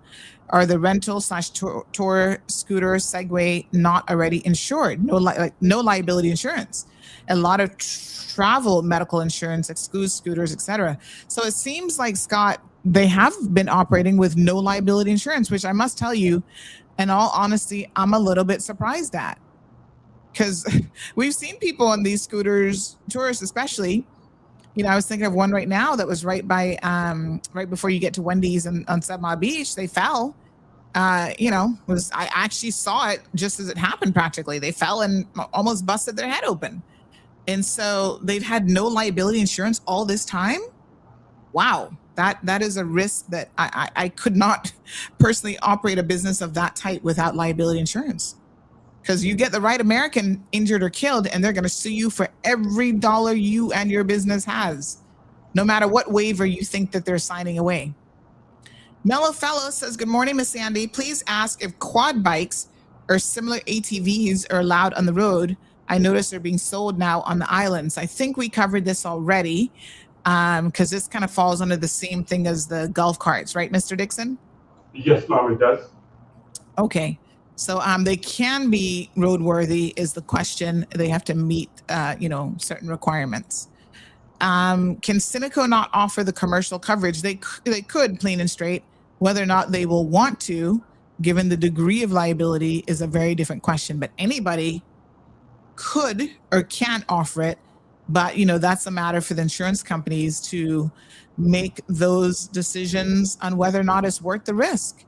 And I think that what you'll find is a lot of them are going to say it's not worth the risk. And I think that's where, people are really, really concerned. And that's the risk. That is the risk of doing business for real. If you get into a very high risk business, there's a potential that you will not be able to get coverage. Shaka says it's very simple. If something cannot be insured or certified to comply with traffic laws, then it is quite clear that it is not permitted. Not rocket science, really. Miss Lucille, good morning. She says, this is the reason I told you, Sandy, to go and open an insurance company. What? Or the government, you, Sandy, is the one that is in it with them. If there's no insurance company, it's doing it what the people must do. Oh, no, you could never get me to open an insurance company. That's madness. Lots of risk. Ms. Brenda says a fine example of why people living and working in the Cayman Islands should pay attention to what's happening, changing here, listen to Parliament and press briefings or whatever the information is available. I mean, to be fair, I think they've listened in the last couple of weeks. So there is a question then of back in July, how was the information actually disseminated? You can't always listen to every single thing for sure, but perhaps a more comprehensive campaign should have occurred in, July of last year. And this is my bone that I always pick with government when it comes to how they decipher information to the public. And just sending out a press release, one single press release, is oftentimes simply not enough. Sia says, does the police and the government not realize how inconvenient this had made things for people? And goes on to say this is absolute madness. Tartarian, let's take questions, folks. Mr. David is here for your questions. I'm sure the politicians are interested in your comments, but he is here as a head of the Dvdl for your questions. Tartarian says that these stand-up scooters should never be allowed in the island, period, not to be used for general transport. It's a fun device designed for parks that have bicycle lanes like the UK and so on. And to that point, there are a lot of these cities that are now banning them completely. So Justin says, so we'll be in the middle of the road with these slow-moving vehicles now then. So can the scooters continue to traverse on the side of the road if they wish, David? Is that in the road code? Is that acceptable? You cannot bring a vehicle onto a footpath or beach. That is prohibited under section 93L. No person, a person who does any of the following commits an offense that brings or drives a vehicle other than into the carriage onto a beach or other place intended for the exclusive use of pedestrians unless specially authorized by the Commissioner of Police. Okay. Got to follow the law, Justin. Morning, Miss Sue. Miss Brenda says, sounds like the business owners didn't tune in or pay attention to the laws of our land. Lily says that's true. They don't pay attention to briefings. Scott says the indicator discussion is hilarious. Nobody using them in their cars, whether they have them working or not. But I mean, at least they're there, right? And when you go to get it inspected, Mr. David, it has to work at inspection time. It has to work. If it doesn't work, it will fail inspection. Ms. Carol says you shouldn't be taking your hands off the handlebar to make a signal to turn. I'm telling you, I'll see if I can still pull the footage from Saturday, but I saw a young man on one of the scooters and he was trying to use hand signals to cross the road, the main road there, Shamrock, and very busy traffic. And, I passed him and I could see that he was struggling to get across with the hand signals because, you kind of need your hands, both hands, to even balance that scooter properly. And so with him trying to take one hand off and then using another hand to indicate, I said, ooh la la, that's a very dangerous situation. Yes, sir. Yeah, sorry. If you go to the road code, it gives you a demo as to how to do a proper signal with your hand on a bicycle or a motorcycle. So it's there in the road code. It's actually in the road code. Oh, okay. It does. And the road code is on our website. You can pull it up. Okay, very good. All right. Let me just grab a few more comments here. Thank you guys so much. We're encouraging your questions. Miss Marjorie says, ask Uncle Dart to provide insurance. They can do anything usually. They can do anything. Will they do anything? Again, I doubt he's going to take on that risk, but good luck with that one. Miss Carol says, Brenda, that's why they shouldn't be allowed on the main streets. Tartarian says, Anna, want population increase. That's what you get. One problem leads to the next. More problems to come. Customs should never allow them in from the get-go. Brenda says, Sandra, if it affects your business, you should be on top of it.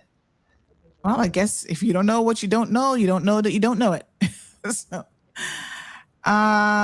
Miss Brenda, Marjorie says, as soon as one company starts offering this insurance, they all will start. We'll see. One of them does it, and we know for sure that Indigo offers it. Nobody else yet seems to want to take on the risk, but time will tell.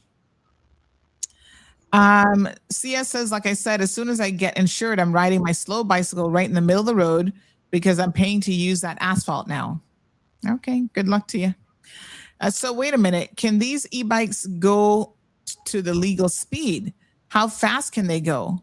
I'm going to be pissed if I can go 40 and I can't because of them. Traffic will be horrific. So what's the average speed that these e-bikes can go to, Mr. Dixon? Do we know? It all depends on the wattage capacity of the vehicle and the weight. It can go anywhere between 40 to 65 miles per hour.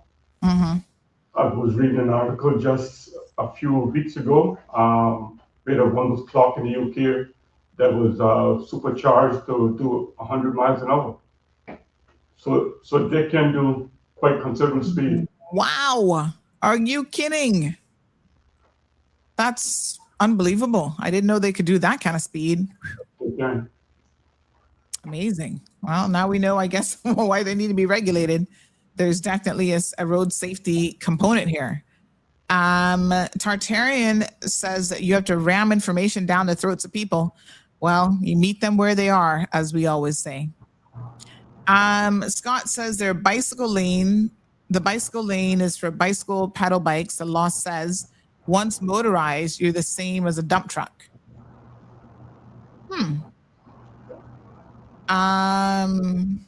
Shaka says, listening to this discussion brings me to the conclusion that legislation around these e-bikes might have been designed to dissuade widespread usage. What a mess.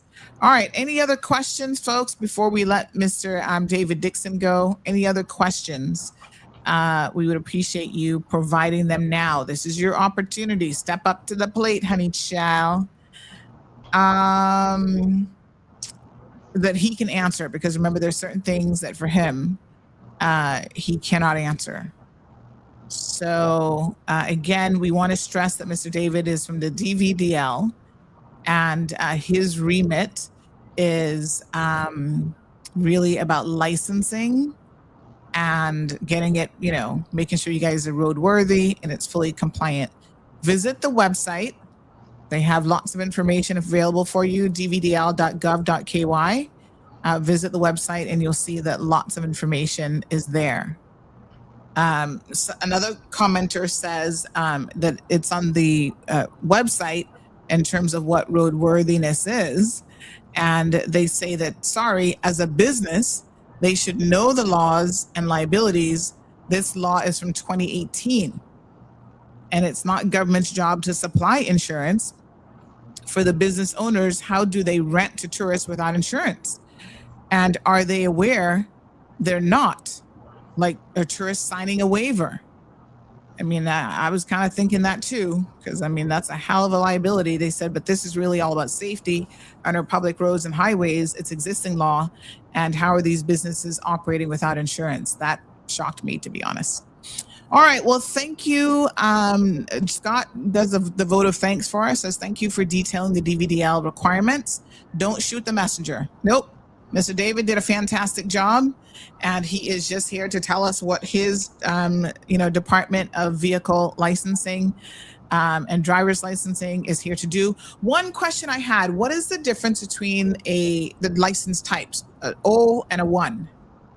Okay, a Group 0 under the law covers a moped, whereas a Group 2 covers motor cars, light trucks, and includes a moped.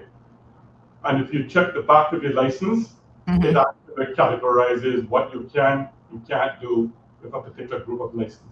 So just flip over your driver's license on the back, and it has all the details.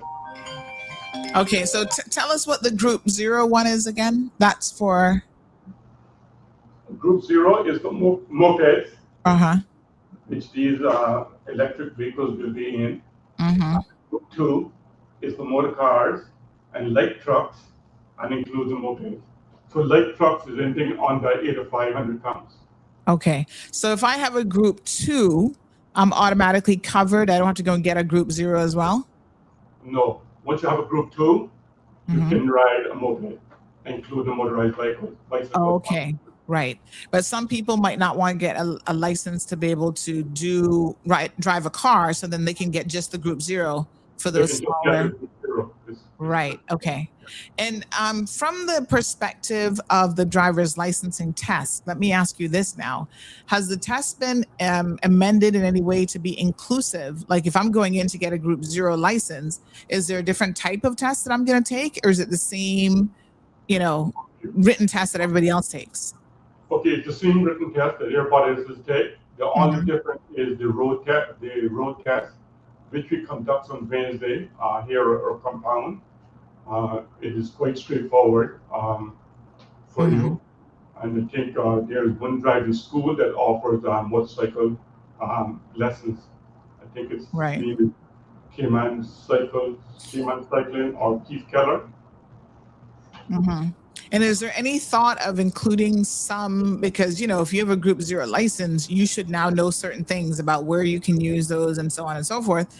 Is there any thought of including some of those questions in the test itself, in the written test? There is some consideration on the way and review of those testing regimes. Okay. All right, we do have a caller. This will be the final caller from Mr. David here today. Good morning, caller. Welcome to the program. Hi, good morning. Good morning. I can't even walk, much less to ride a bicycle. But how I see it, it's no insurance company actually going to insure them. And I am not against the law. The law is the law. But I think government could give the people more time, because the things that they're asking for, most of them is not on the island for them to, finish equipped that they can pass. You see, so they could give them a chance to get their thing together. Well, from what I'm understanding is, according to Leroy, who did his last week, they are on island. He was able to get them. And in addition to that, they say that this has been in place for, years now. And they told people from July that they were going to be enforcing it. It just was on CMR, but apparently other people knew that it was coming. So I guess the lesson is put your messaging on CMR. So people like Miss Lucy all the way in the UK will hear it.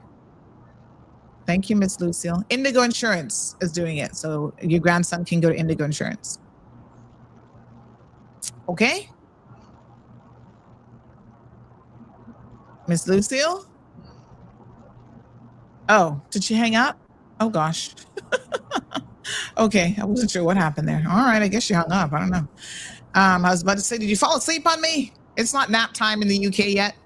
All right, David Dixon, Director of the Department of Vehicle and Driver's Licensing. Thank you very much, sir. Appreciate you coming on the show this morning. Folks, check out the website, dvdl.gov.ky. They have a legislation section. The website is actually pretty nice. I've seen some government websites that have a lot that's lacking. This one has a lot of information on it. Ms. Brenda's asking you about licensing fees before you go. What's the exact question? Because I'm not so sure, unless you're very specific, he'll know what that means. He's not the one who sets the fees. So what's the question for him, I think?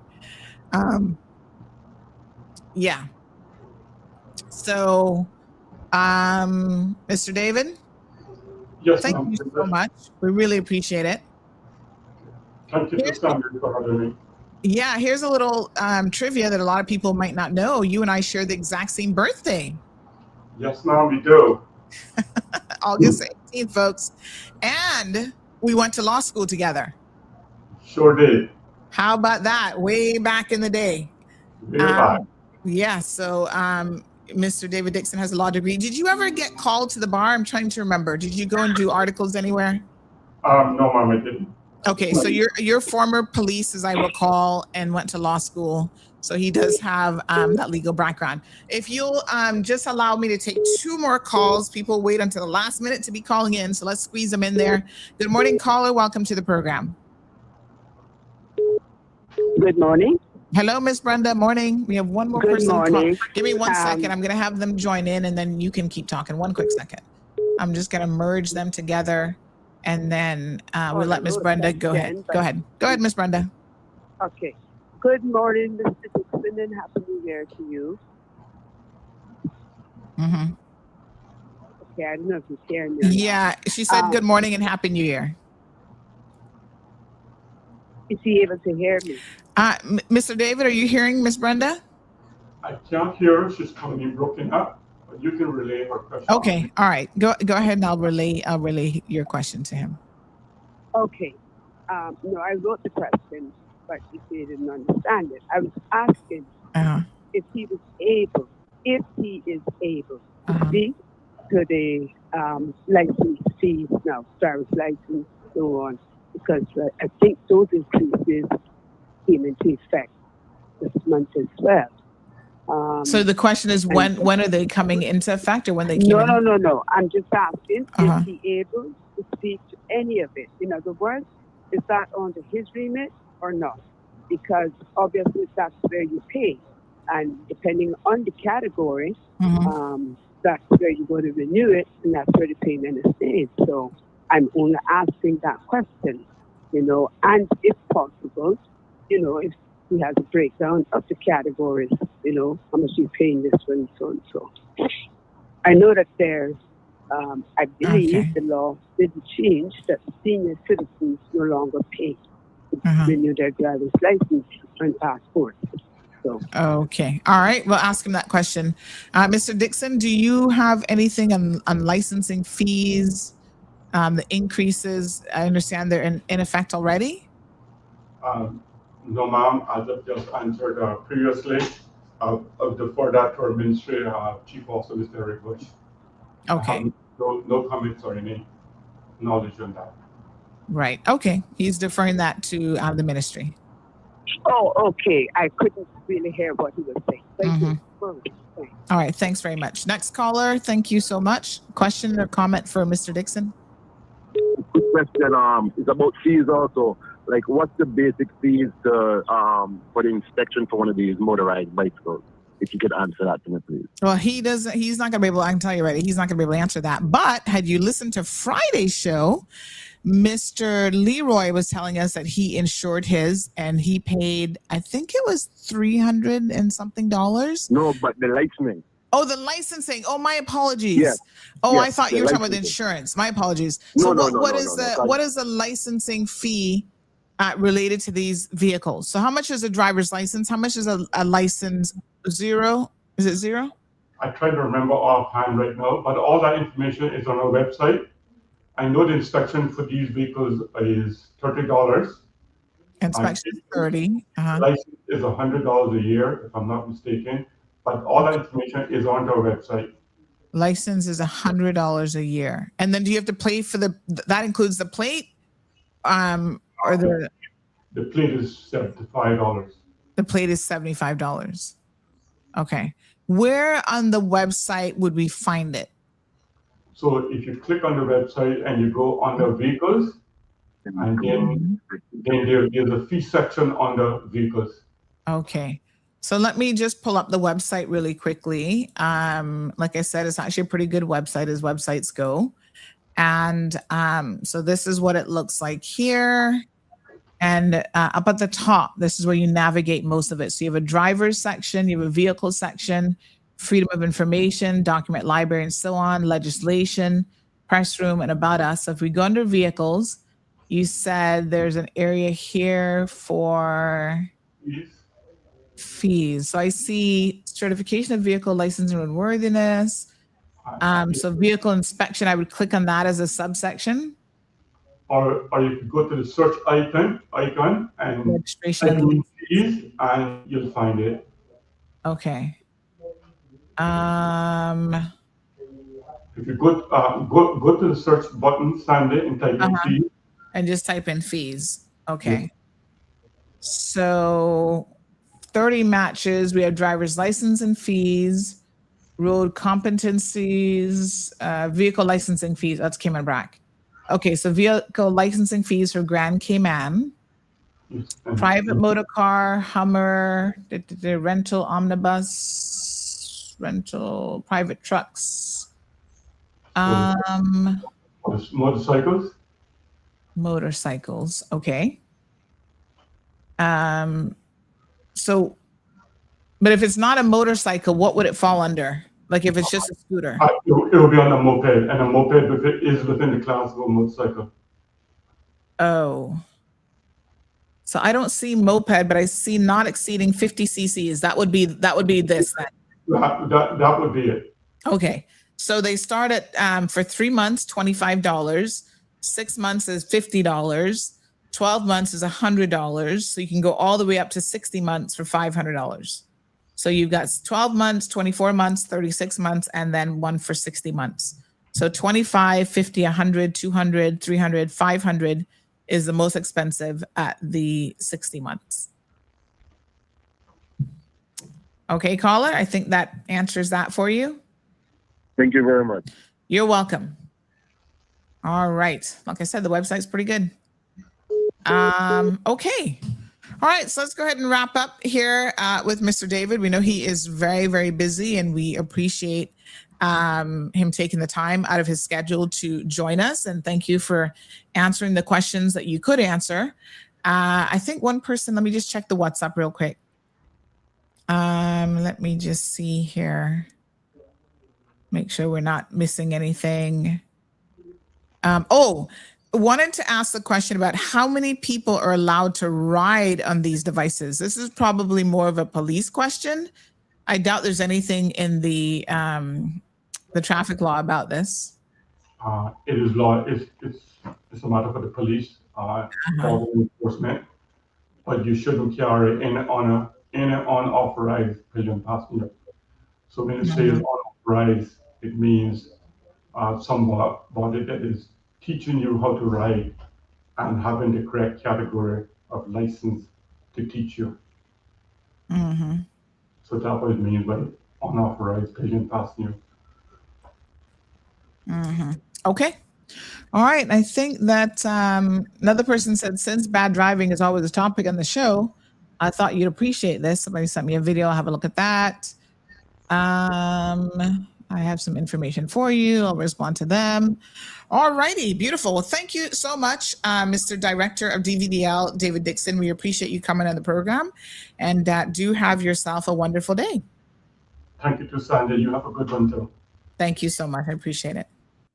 All right, folks. I hope that helps from the perspective of DVDL. We will try to get the police commissioner on, because I think a lot of the questions were more or less directed at him. So we will have him on the program as soon as we can arrange a date, and then you can ask your questions more about the compliance side of things. Someone was asking if there's a specific place to take the bikes to have the accessories installed, like e-bikes. Listen, not for nothing, but I already see that I said this last week when we were talking to Leroy about this, that there is good business opportunity here for someone who, is business minded. You can help with getting him licensed. You can help with all sorts of different aspects of this. Not a bad idea. I'm just saying. Okay. Someone says, don't see you anywhere. Cannot log on to your show. Ooh, honey child. Let me send you the link.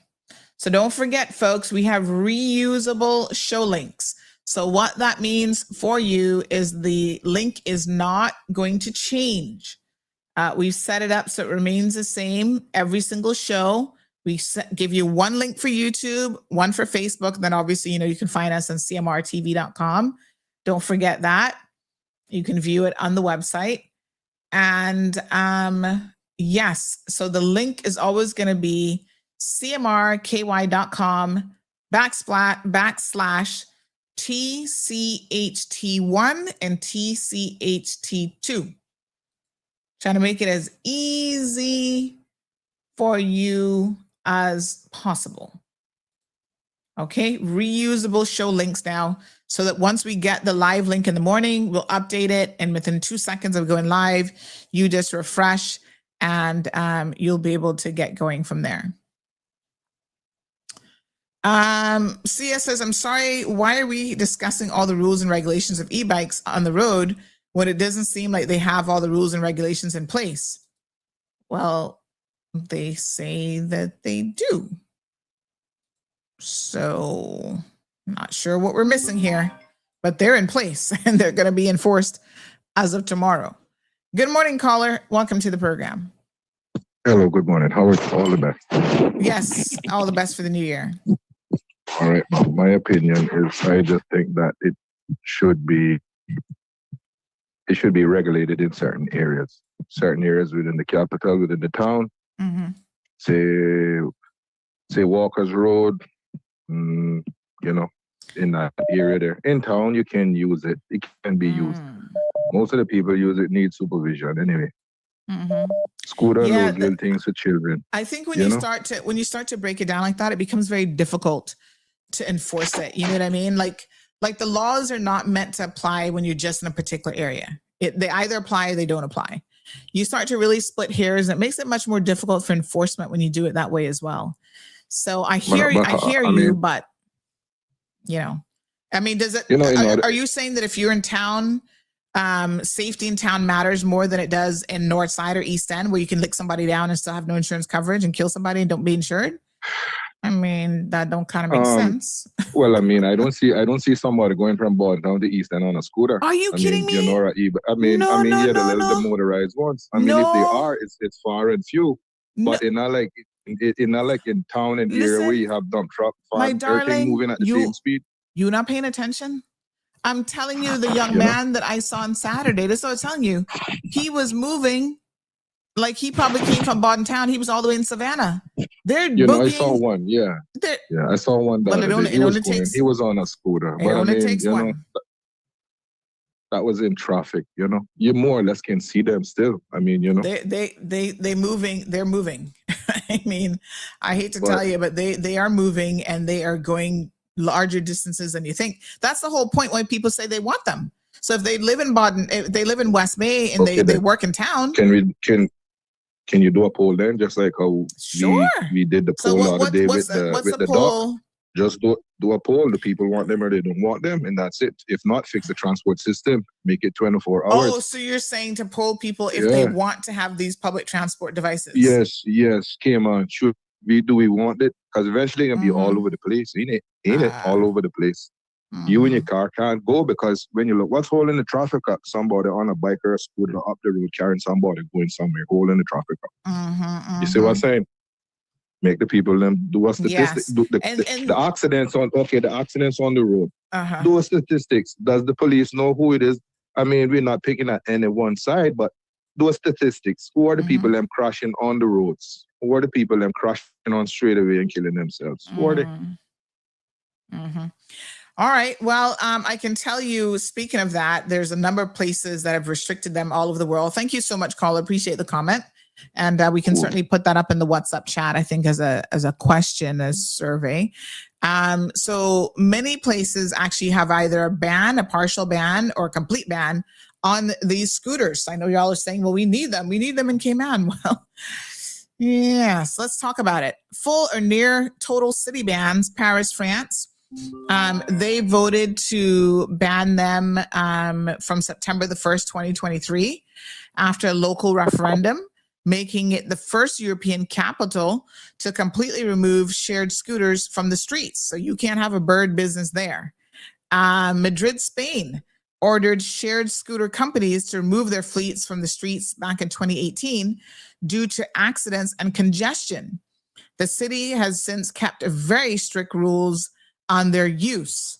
Melbourne, Australia, the city council ended contracts with Lime and Neuron in 2024, effectively banning rental e-scooters in the municipality because of safety complaints and accidents. Prague, Czech Republic, shared e-scooters are banned from January of 2026 after complaints about chaos on sidewalks and clutter in the historic center. West Hollywood and Beverly Hills, California, that's the United States of America, in case you don't know.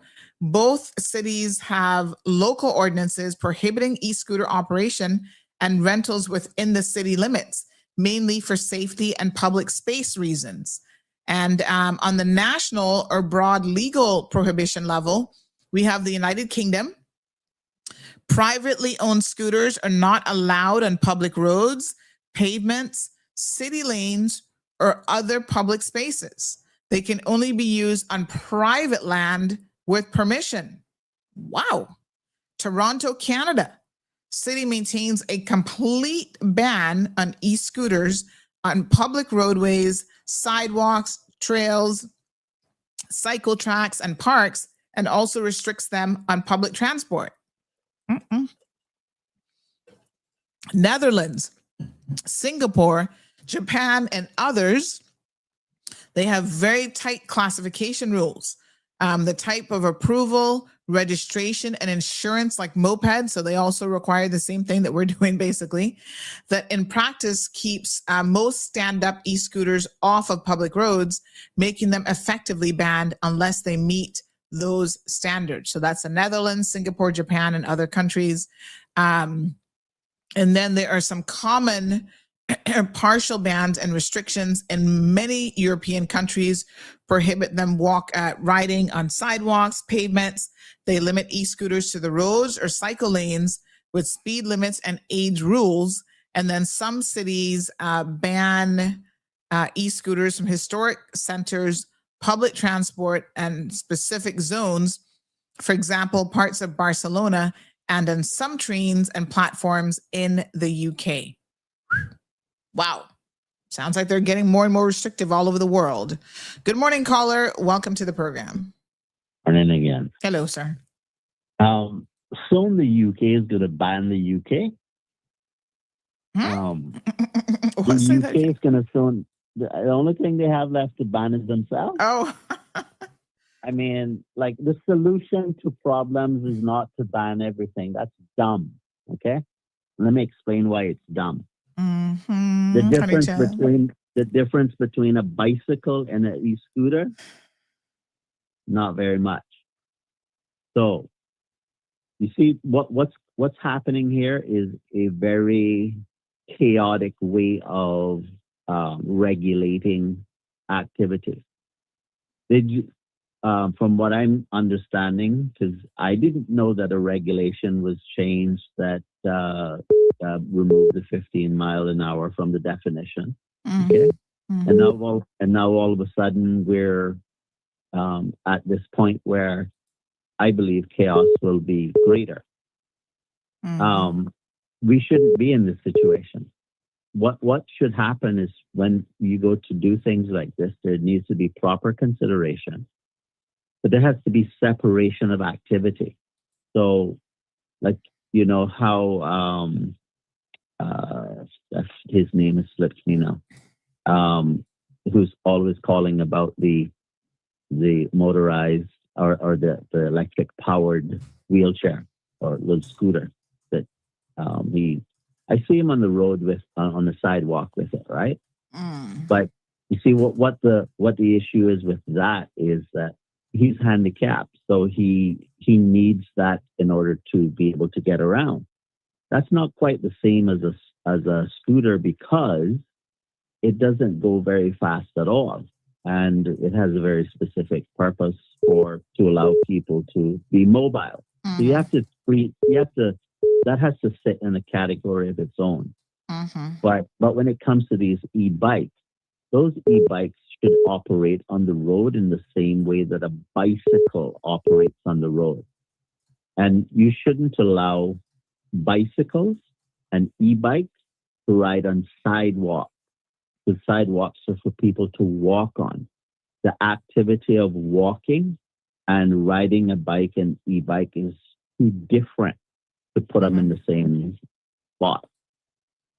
So the logic of you're going to ban an e-bike because it has a battery on it, but you can ride a bicycle on the road makes no sense to me. That's dumb. And if you want to think about the economic impact of this, I hope you understand that when you go into a store and somebody is helping you in that store, you need to realize that many of those persons rely on these devices to get to work, to get home, to live. So you're going to cause an economic impact that you're not considering because you're being too narrowly focused on the risk of an accident.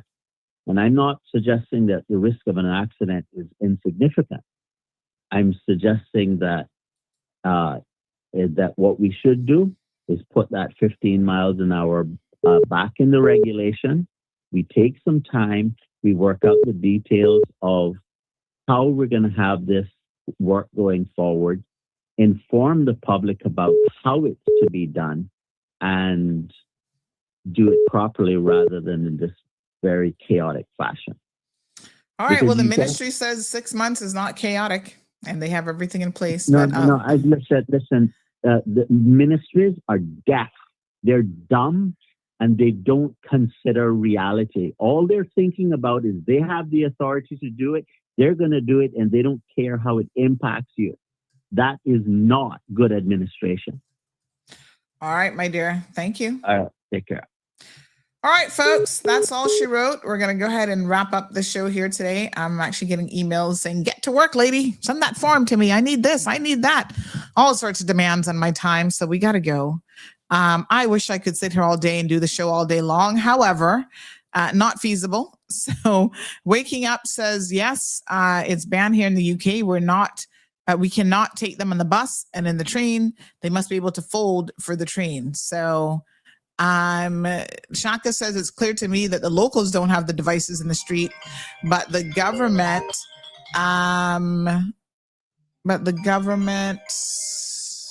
is pandering to the foreign influences, etc., foreign workers and foreign merchant class.